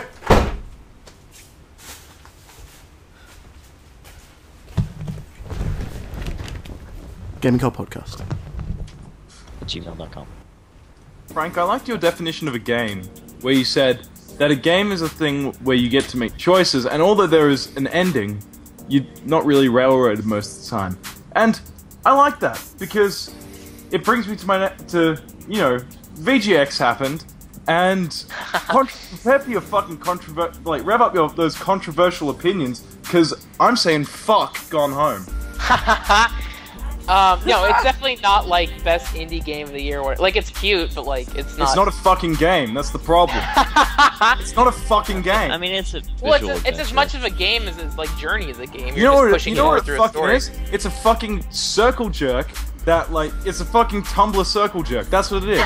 Don't say No, it. yeah, it is. It is That's Tumblr. what it is. It's a Tumblr circle jerk. It's so people who can't play video games feel like they're playing video games, and so they have a reason to say, "Oh, video games are art," without having ever played a fucking video game. That's what Gone Home is. It's saying, I've played one video game because everyone was playing it, and it's art because it dealt with themes that I like and things I agree with.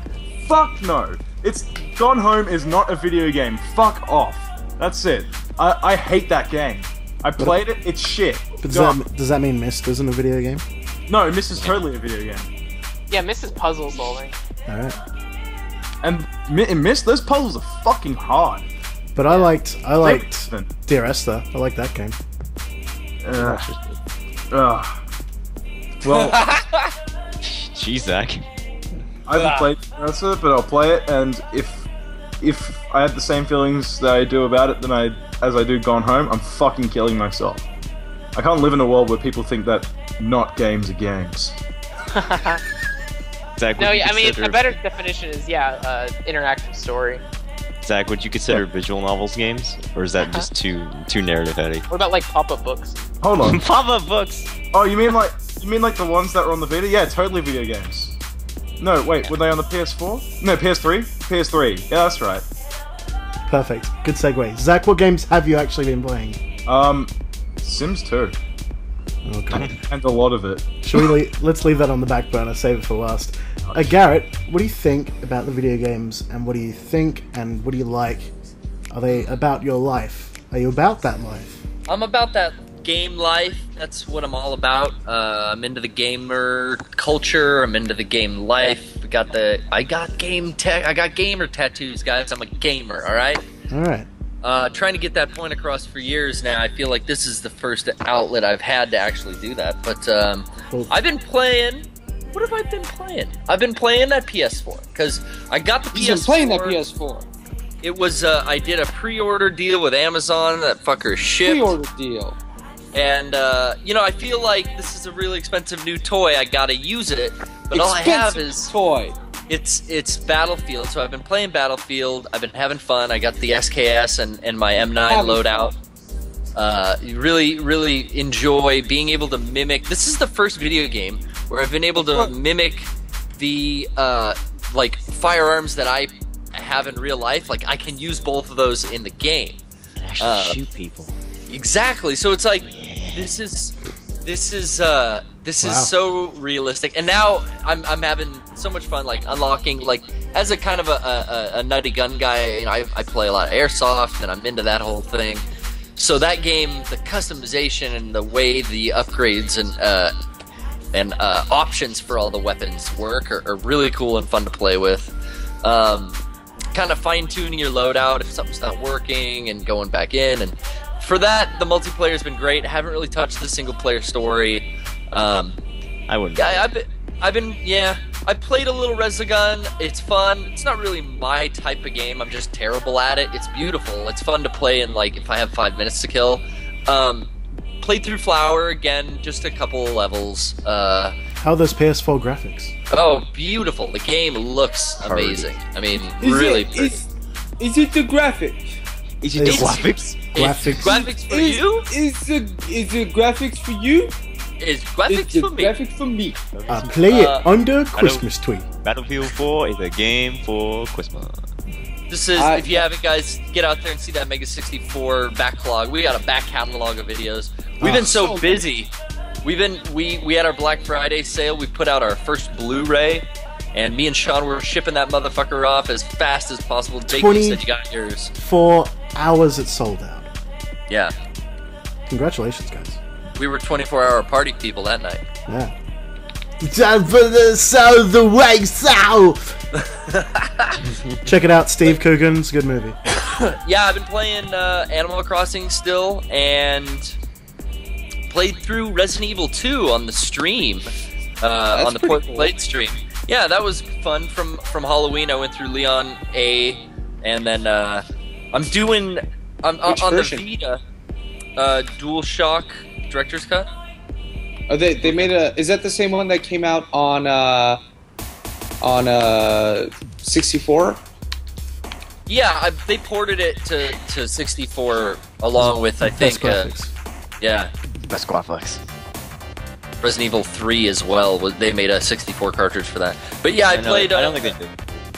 They didn't do. I think they only did 2. No Last Escape, huh? No Last Escape. Nemesis over here. Yeah, no. I wish they would have made 3 because I never got to play.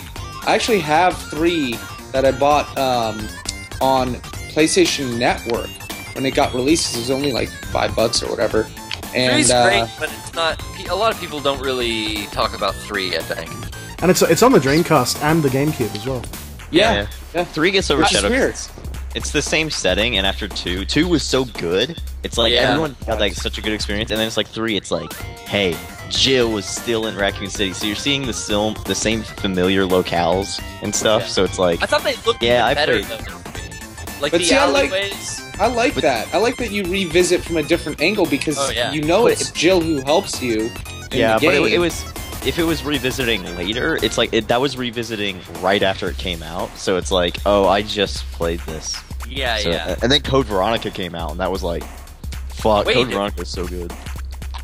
And totally changed the locations and the split storylines where you'd play through both in one gameplay. You didn't have the option of choosing 2 characters. That was a real Never beat departure it. from the series. Oh yeah, that had a lot of weird villains, and like a lot of weird creatures and stuff. I mean, Resident Evil's always got weird shit, but that's where it first kind of started getting to like, what's this Nosferatu thing that they keep out in Antarctica? And then Yeah, and then in 4, it's like. And then like the whole like kind of Norman Bates, the whole Norman Bates sort of aspect of it with what's it called? Yeah, Alfred and Alexandra, I think was her name. Yeah, family. That I thought that was such a cool like little dynamic to it, but what had happened, and it wasn't even because I didn't want to play that game. My Dreamcast file got corrupt. Oh man. So it That VMU. Was your Chow Garden okay? or you know what? No, it wasn't the VMU. The disc got scratched, and then that's what messed up the load on my game. Ah. Everything else was fine, but I could never get past it because it destroyed the second to last save file I had on it, and that was basically I had somehow found a way to get through there's this part where you're Chris and you have to run through this courtyard with a bunch of hunters, a bunch of Garrett hunters, and basically it was really hard to get through that part without dying because they were gonna jump on you, and I had 0 health and no ammo, so I had to just delete my file and I never went back to it. And it's so hard to play those games after you've played, Resident Evil 4. It's like, man, what a bummer, because I really love that series. That's the worst. Like, I don't think that happens anymore, but back in the day, in like the PS1 and PS2 days, that used to happen to me all the time, where I would keep like 3 save files for a game, and then I would save over the last one, but sometimes you'd save over incorrectly, and then you'd get to a point where, yeah, you didn't have enough health or enough ammo or enough whatever to progress, but you didn't have a previous save file to fall back on, and you were just fucked. Yeah, I had that, and I always would every time I'd save, I'd make a new save file until my memory card filled up, and then I had to wipe it. Not wipe it all, but like get rid of games I didn't play anymore. Yeah, the scratch disc thing is the reason why I never finished Shenmue 2. I was right at the end of it, and the disc 4 was scratched, and never finished it.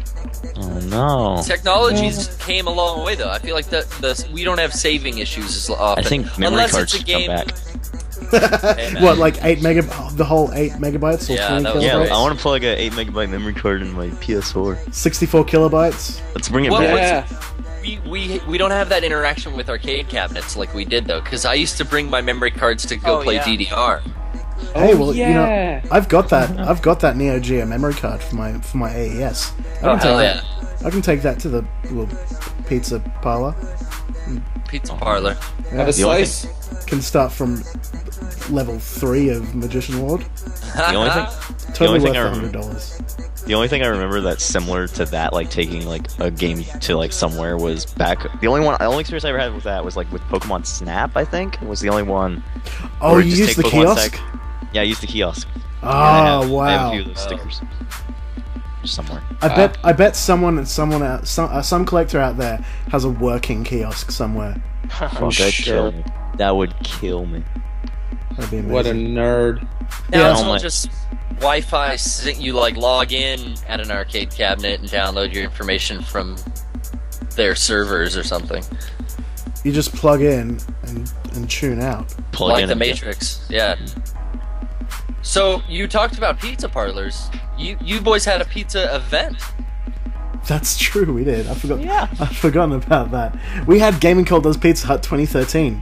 You guys, you've got your fucking Disneyland, whatever. Yeah, second annual. We had less than... I was a GCP original. We had a handful of people come to Pizza Hut with us and eat shitty food, and Zach vomited and cried. And I didn't cry, but I ate a battery.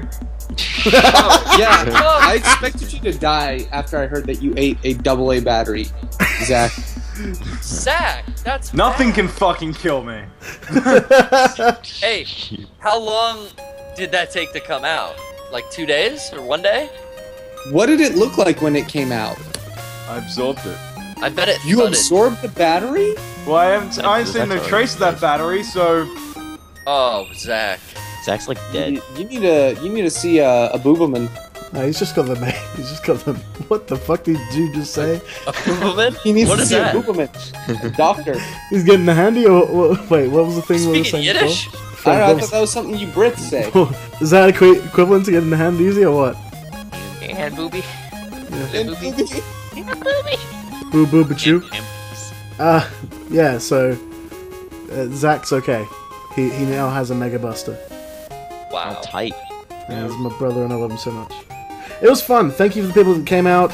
We went to the arcade afterwards, and we had that fun, and it was fun. And thank you for everyone for making those vids. We liked it a lot. Shouts out Tom Bryan from New South Wales. He just made an animated highlight vid of Eric speaking about his Pokemon spirit animal, and that featured I watched that today. our special guest on that episode, Joe Spondek, the otaku god himself. Niggamon. On deck. That's it. Can't say that. Are we? No, that's. I'm quoting a video. That's right. Yeah, it's not Same racist. word. It's woke. Shouts out Joe Spondek. So we did that Pizza Hut, and it was fun, and we love that Pizza Hut, and thank you, viewers, for that Pizza Hut event. So much to talk about in the new year, so much to announce. I'm working on something really, really cool for you guys that'll hopefully come out at the end of the year as well. Oh god, it's going to be cool. Can't talk about it yet, but it's going to be really cool. It's really cool. Get hyped, get crunk. But 2014 is going to be big for the GCP. I'll tell you that much.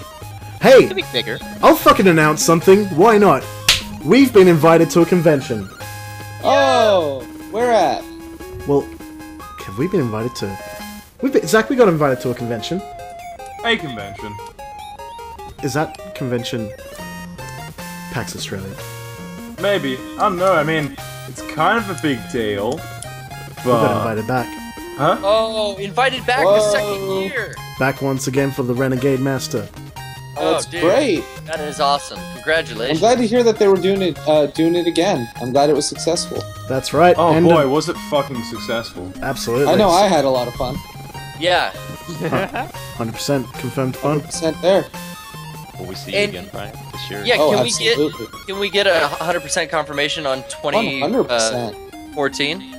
You can put me down 100% confirmed all events in Australia. Glebe, whether it's Sydney, whether it's New South Wales, whether it's, I'm going to assume there's a place called Plinkton.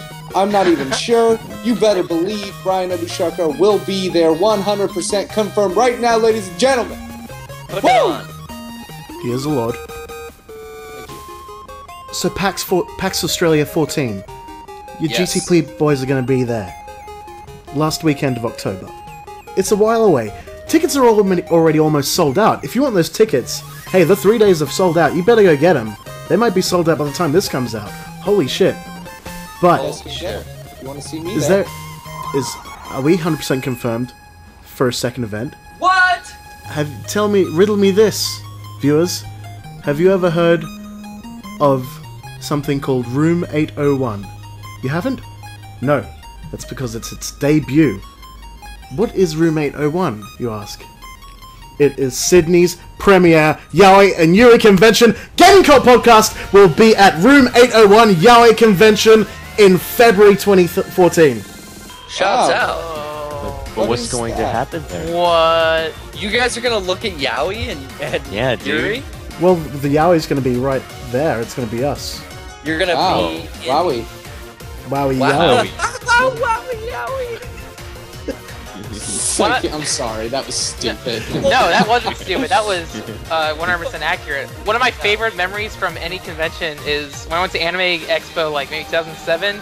There was a Yowie booth, and the guy running it was wearing like cat ears or something, and he was yelling, Nice. "Wowie, wowie, come get your Yowie!" Yeah.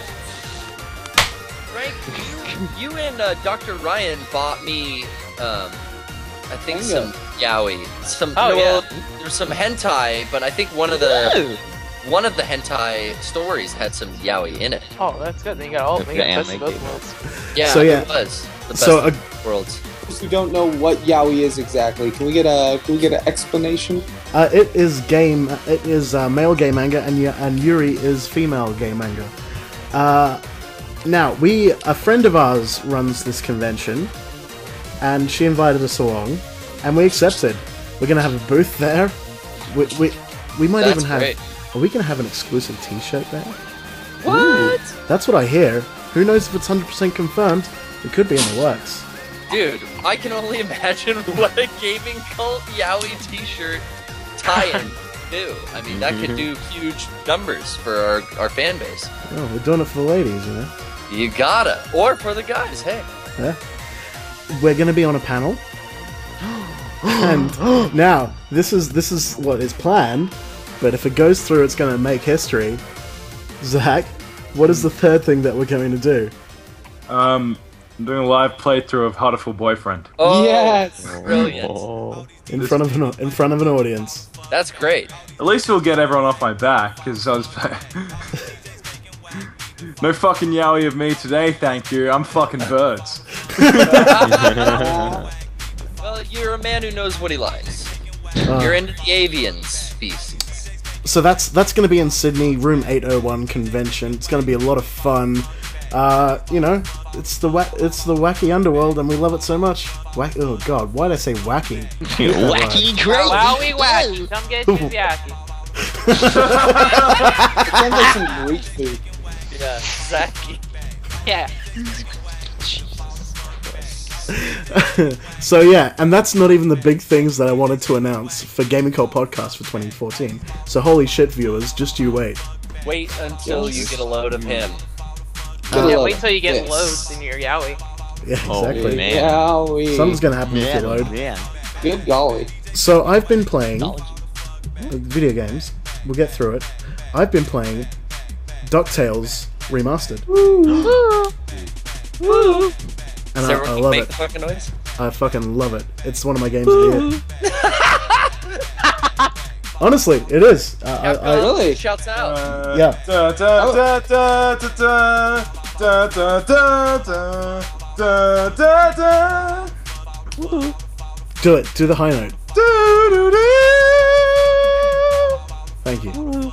No, I love it. It is the NES game, but it's, you know, remastered, new graphics, the original voice cast, including the guy that does Scrooge McDuck, who is in his 90s now, which is incredible. Wow. Yeah. Came back. The complete original voice cast of the show, and it's, you know, it's just really sweet, well acted, well performed work from all the voice artists. And the game was a lot of fun. It is DuckTales on the NES remastered, and I loved it. Wow. Good to hear.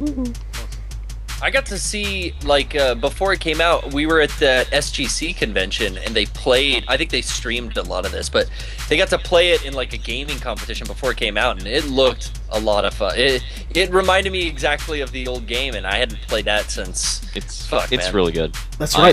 They were running it in the Iron Man gaming convention. Yeah, it was... Oh, were they? They Yeah, presented it like a wizard. Just like, they're like, oh, the next game is DuckTales, and everyone like, But they also did that with Sonic 4 Episode 1, which was a shame. Yeah, they did that like years ago.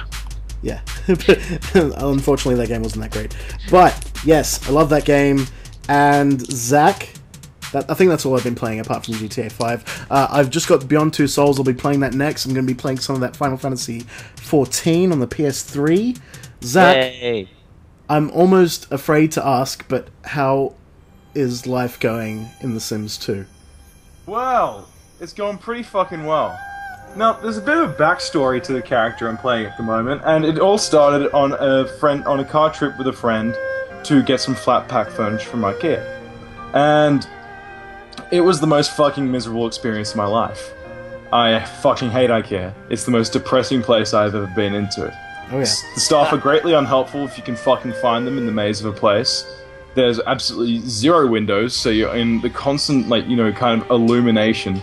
I couldn't find the fucking ball pit, so he couldn't drop me off there and just, like, tell me, and, you know, he'd fuck off while he goes to the warehouse and finds out what flat pack furniture he wants.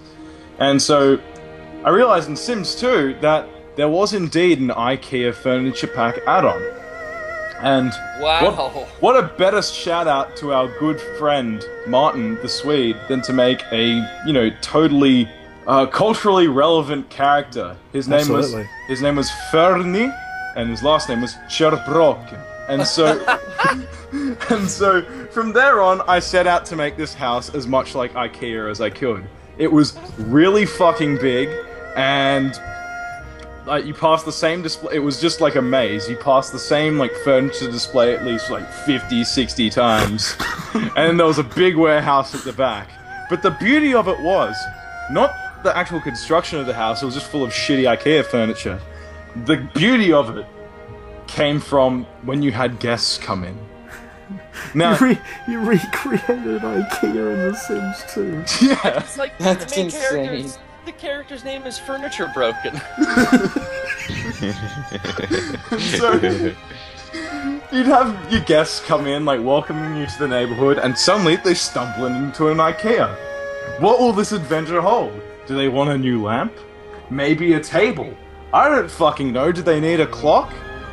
Are there $1 hot dogs at the end? Well, that they never found out, because most of them got lost in the maze, started crying, pissed themselves, and died. In the middle of my household.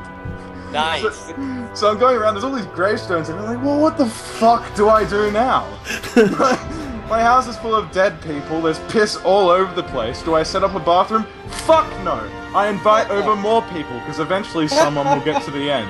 One man makes it to the end, he is in the worst mood possible, screams at furniture broken, and leaves, never to be seen again. Furniture broken. That's beautiful. Thank you. What you doing for free time? Video games. Thank you. Thank you. Well, boys, very quickly, rapid fire, let's go then bits. I've got a bit of a viewer mail. How about that viewer mail? Let's go viewer mail. Slam it down. Boom. This one's from Marty Duke. What is your worst case scenario? Hello, GCP boys and girls. I have some worst case scenario questions for you all. Which is your worst case? I'm not going to say that. That sounds dumb, Marty. You worded that badly. Now, Zach used to do a lot of these when he was a kid at the dinner table all the time. These fucking, these fucking hypothetical worst case. Yeah, would you rathers. Oh, we used to do those. Those are fun. Zach was the best at them, and it was a fucking nightmare. Would you rather a goldfish that gave you AIDS or fucking die at sea? What is Diet C? So you're out stranded in the middle of nowhere in, like, on a fucking raft. Oh, and suddenly die at sea. Oh, I see. Yep, and a goldfish comes out, but it's got the goldfish AIDS, which transfers into human AIDS if you eat it. Do you eat the goldfish and live to survive and, make it back to land, tell your story, but you have AIDS? Or will you die at sea? Frank, what do you think? I would choose to live longer, even if I had AIDS. Yeah, I think that's what I would do. Well, AIDS is no longer a death sentence, nor is HIV. But it's goldfish AIDS, so people are going to think that you fucked the goldfish rather than ate it. Well, people think worse of me already, so... Yeah. You know what? We live in a cisgender. I think we'll be fine. This means a lot more outside the internet. I've had people argue this to, like, the fucking death, but let's hear this one that has been presented to us by Marty Duke. From our friend Marty Duke we have, which is the worst case for you? Falling through ice while hiking, or falling through ice while driving a car? Ooh, driving a car. They're both fucking terrifying. Yeah, driving a car. Hiking, I got a better chance of getting out. Well, that's the worst case scenario. Oh. Yeah, so I would go with driving a car. Yeah, I'd say driving a car too, but if you're hiking, you're going upwards, so you could fall down a crevasse. Oh, you could. You don't want to fall down a crevasse. No, that would suck. It'd be like you'd be touching the void. You might have to have some pass down the terrace as well. Amaterasu. It's so funny. It's a good game. But think, if you go down that crevasse, once you hit the bottom, there's all the fucking krill you can eat. That's true. Hey, if you're Zach, a whale. that's true. Exactly. Hey, fuck it. Give krill a try. You don't need to be a whale. You don't need to be, anything like that. Just open your mouth and swim. Yeah, don't judge. Yeah. Never mind that seawater. But most of it's probably fresh because you're at ice. But then you run the risk of getting krill media. Wait, what the fuck? That's what I want to know. Never mind. Where am I hiking and where am I driving? I don't know. That's it. That's all I got. Being lost at sinking ship in the North Atlantic or being lost in the Sahara. There's that one too. Atlantic, anywhere in the water. Sahara. We're so helpless on the water. Atlantic's not that bad though, because think modern day, if the ship's sinking, like that guy who was recently discovered, yeah, that was crazy. No, here's what you do. I choose the Sahara because you dig a hole in the sand, you put the sand on top, and you got the perfect house. Yeah, that's best case scenario. Gotcha. Thank you, Base God. And thank you, Marty Duke. Thank you. Let's go to those album recommendations, classic album recommendations from the past up into the present, including the present. Frank, our dear guest, I love you so much. Do you have an album recommendation? What have I been listening to lately? Perfume's new album is really good. Oh, is that out? Yeah, that came out. Level 3 came out a few months ago. That's awesome. Oh shit. I'm way behind. Yeah, Perfume, for people who don't know, Perfume is Perfume's the best J-pop band. Because the composer is this guy named Yasutuka Nakata, who most idol groups, it's just pretty girls, but the music is shit. The music is excellent. Amazing. This composer's heavily inspired by Michael Jackson and a lot of artists in the 80s, so it's really groovy and funky. And the girls are a little bit more like older.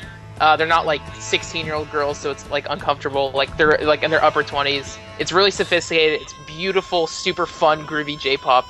Perfume level 3. It's awesome. I've got to check that out. I've recommended Perfume on the show before. Yeah. Get amongst it, cunt. Australia. Australia. Cunt. Oh yeah, Frank. Can we get your best Australia, please? Best Australia, like an accent. Yeah, like just fucking Australia, cunt. Australia. How you doing today in Australia? No, he's saying That's you more gotta Irish. Strike. It's fucking Irish. Fucking hell, man. Australia. How you doing Australia. today? Australia. You just say fucking Australia, cunt. Drop Fucking the A. Australia, cunt. There we go. Boom. I like it. Garrett, Yo, album recommendations. I'm gonna go. I'm gonna go with Christian Death. It's Only Theater of Pain, which was, I believe, their first album, debut album, classic gothic LP. I just picked it up. I got a reissue of it when I was in Texas. Actually, I found it at this record store, and I've been spinning that. I've been playing that on my decks, and it's got some very, very stereotypically like goth tracks, and it's fun. It's fun music. Hell yeah. Standouts. I'm gonna say standout song, Romeo's Distress. It's got a nice groove to it. You think like fishnets to that or what? Yeah, you gotta throw on the eye makeup, fishnets. You gotta get an ankh necklace. You gotta hang it from some type of chain. It should be 1983. That would be preferable. Should be 1983. I like that. It's it's funny stuff. It's like getting more into this dark wave music and listening to like the goth stuff that I've been listening to for the last couple of years. It's stuff that I kind of dabbled in before, where I wouldn't go super stereotypical. Like I would have never listened to this band before. I don't know why I had that like apprehension, but now it's like I want to kind of look into the history of the genre and like everything, all the big standouts. And Christian Death is way up there. Hell yeah. Thank you very much. Brian, you Yeah. got that album? Yeah, I do. A rather conventional one, but I downloaded Lady Gaga's new album when it came out, and I listened to it for about 2 weeks straight. Is it good? I really liked it. I Wow. don't know if other people are gonna like it. I don't know if they're gonna be like, oh, it's very, conventional, very much like. But I kind of feel like it's not. I feel like it's really tongue in cheek, and she kind of knew that she was making. I mean, the album's called Art Pop, so I feel like she knew what she was doing when it came to like kind of being a little satirical about it. In the title track, like the lyric she says is "My art pop could mean anything," and I feel that's like very reminiscent of when like, you know how Eminem would like write in his albums like, "I write shit albums and you guys still buy them." I kind of feel like that's what she did, but it's really catchy and a lot of fun. So if you're looking for like a fun but like really good pop album to just play in your car and it's really infectious, I think you should check it out. If you're looking for the next greatest piece of musical art, I don't know if that's it, but it's definitely going to be an album you'll like to play and you'll get stuck in your head like crazy. And yeah, so I would recommend that. Because I've got a couple of her albums even on vinyl for some reason, but I always found that she had like a good single here and there, but her album tracks were always really poor because I didn't think of personally. I never thought her producer was that good, but maybe she's got a different producer now finally. I should think check this out. I want to say that this time around she had an entirely different production team, or they let her produce this by herself, because she used to write music, for other pop stars. So Yeah, that's true. maybe that's the case this time around. I don't know, but it seems to have something to it, because I had her first album and I thought it was good, and I got the follow up, which was kind of like a weird combination of the first and second album, but this one seems to really be more focused, a lot more fun and dancey. I'll wake up in the middle of the night just I'll have a song stuck in my head from that album. So I would say one of my favorite songs on that album would probably be the opening track, which is called Aura. I just think it starts off really cool. It goes into really interesting places and kind of takes you to some fun spots. You know, it's a fun album overall. I think my favorite song on it might be Mary Jane Holland or Gypsy.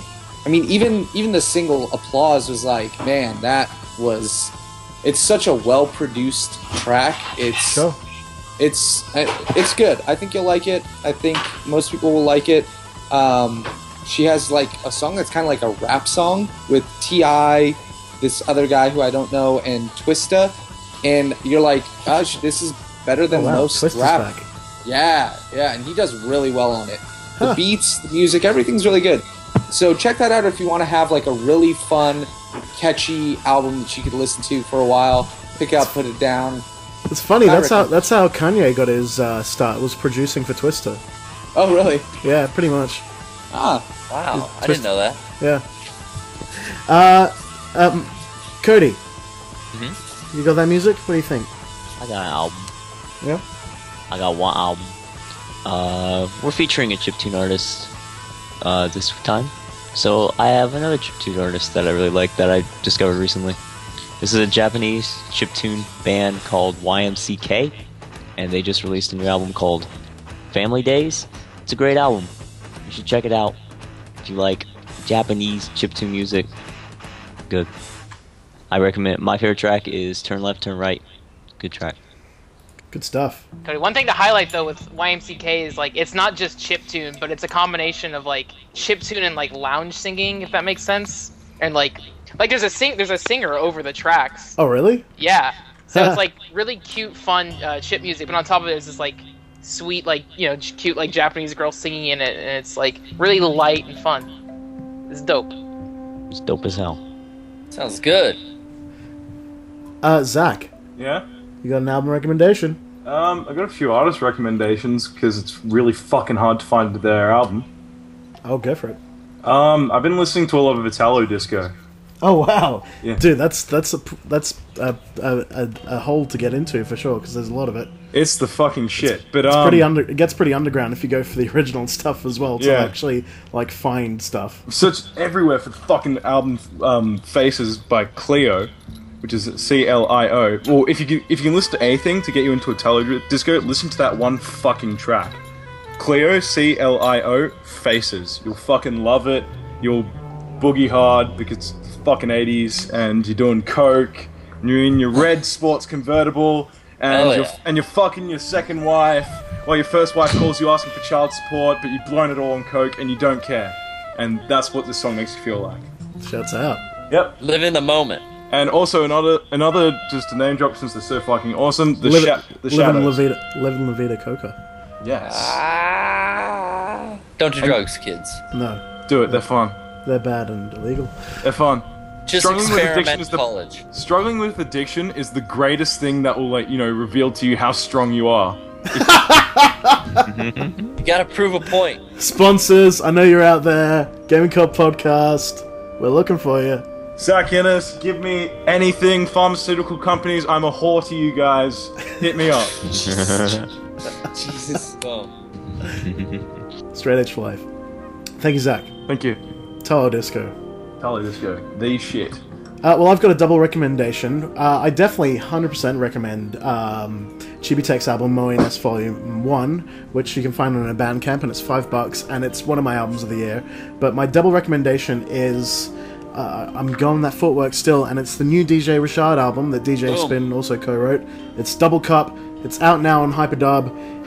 I wrote a review on it, along with a couple of other reviews. I wrote a review on the RP Boo album and the new Traxman album. That's all there on gamingcult.org. Scroll down a little bit, you'll see that. And Double Cup, I reviewed it. Go check it out. Amazing album. But there is a Japanese juke and footwork scene. What? Not just producing, but dancing and the whole thing. Oh, of course. That's the appeal, I think, for the Japanese would be the dance. Absolutely. Started by DJ Fultono and started with his label Booty Tune. It's one of the newer releases on there on Booty Tune. It's Gnonpix, Gnonpix, and it's his new album or maxi EP called 44,100 or 44,100. And it's amazing. I've been playing a bit of it in the background. So if you're like, wow, what was that crazy tech kind of thing? Yeah, it was that. Go check that out. Gnonpix 44100.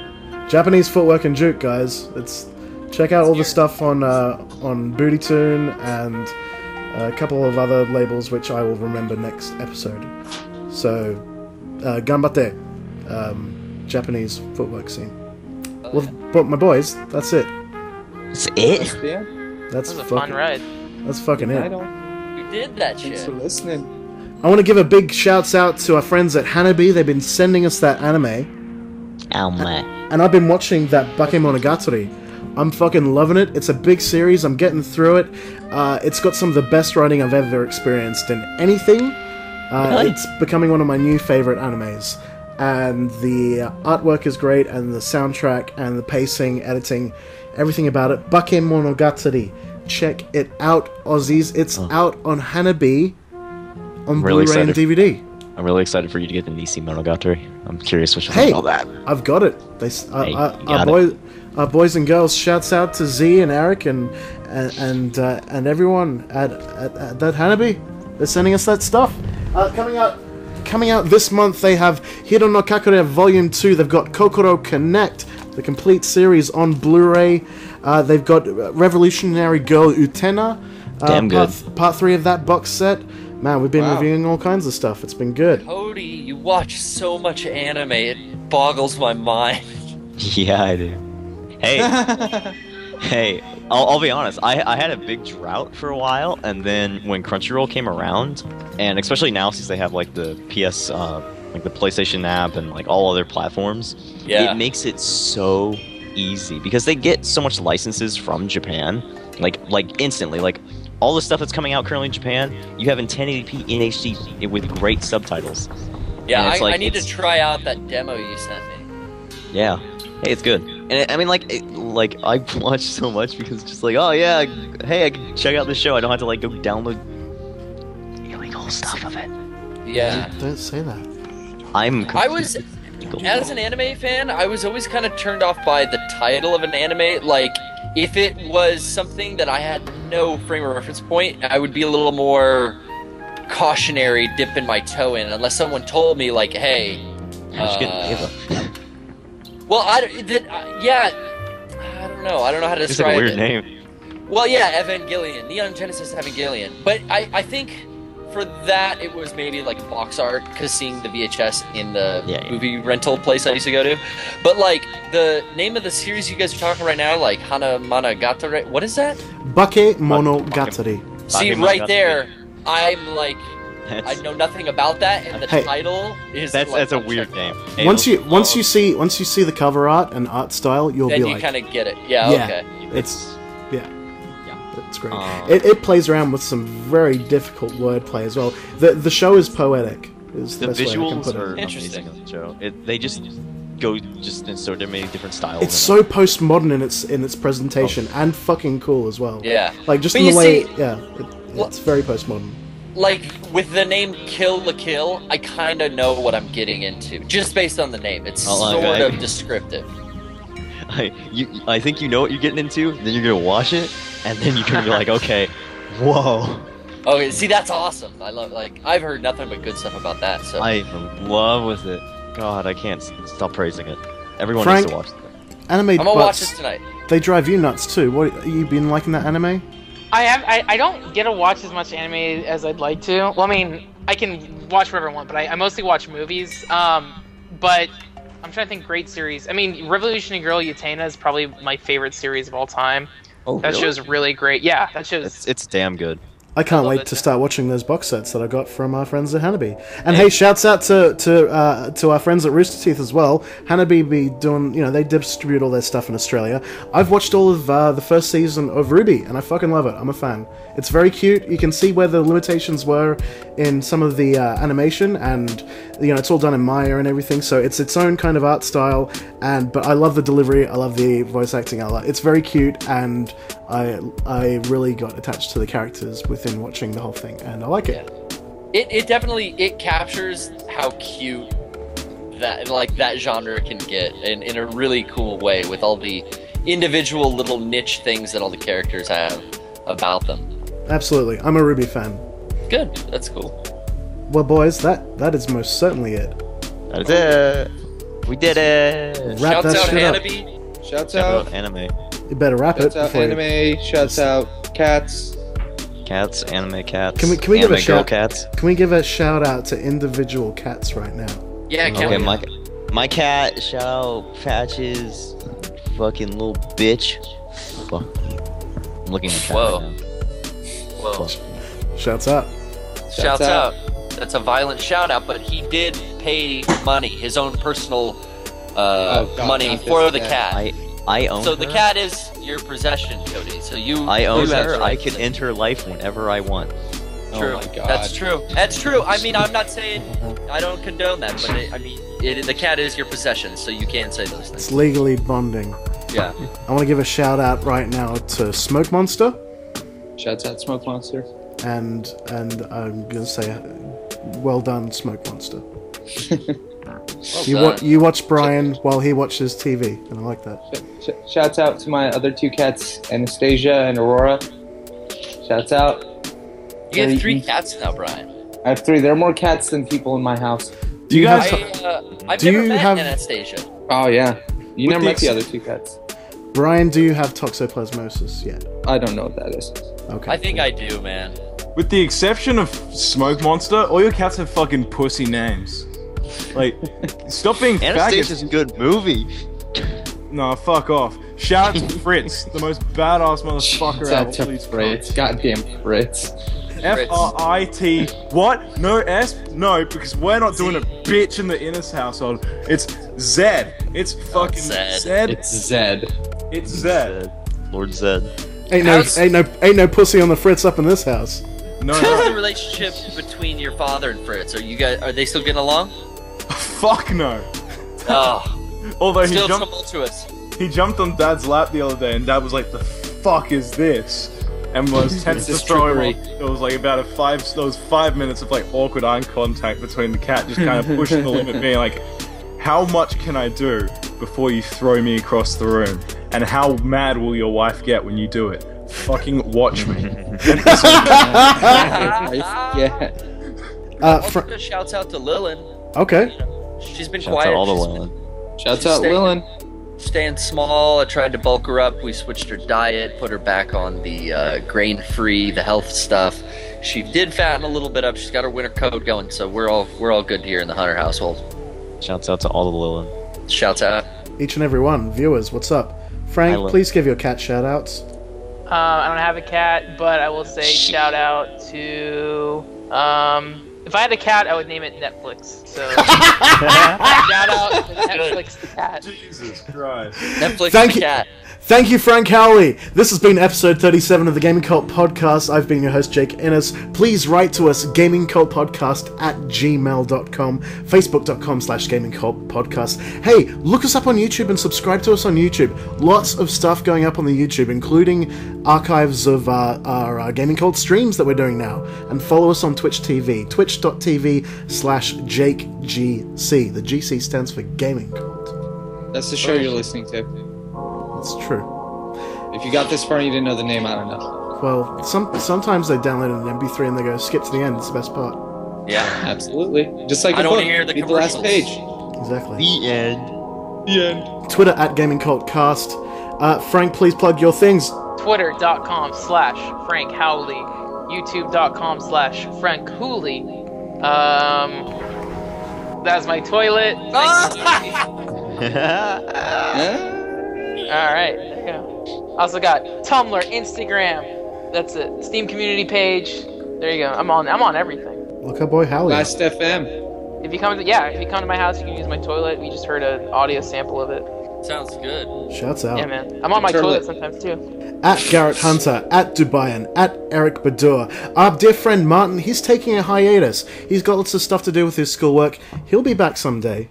And to my sweet boy, who I started the show with, I give a kiss. And we'll see you soon. I love you, Mark. We miss you.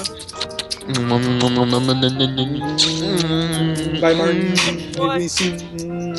Watch the Ice Cream Stories stream and Ryan and Cody's stream. I hope you've enjoyed 2013 with the Game Code Podcast. Hey, hold the fuck up! At Zach Supreme. Hollywood Whoops. superstar Zach Innes. There we go. A big thank you to Jalen Nisporos. Go and buy the chibi-tech album. We're gonna go out on a track. See you next time, guys and girls. Love you so much. Neko means cat. There it is. Neko can mean tiger sometimes. It never can't. fucking Oh my is God. The time. fucking cat Tiger. told me it does sometimes. No one even Cat plays just Monster knows. Hunter anymore. No one Aka cares about Monster Gaijin. Hunter That game or is the so Ultimate good. version. Japanese. They made good t-shirts for it, though, right? Okay. Thank you for that t-shirt, by the way. Sexy.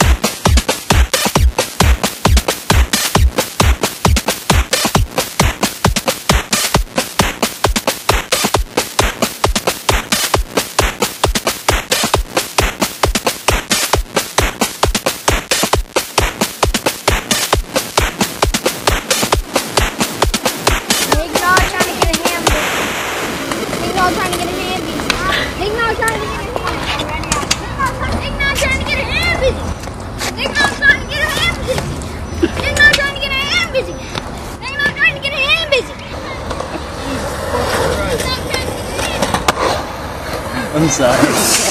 This kid is killing him. He wants a Handbeezy. Trying to get a Handbeezy. Big man trying to get a I'm gonna Handbeezy. throw a scooter. Big man trying to get a Handbeezy. Really quick.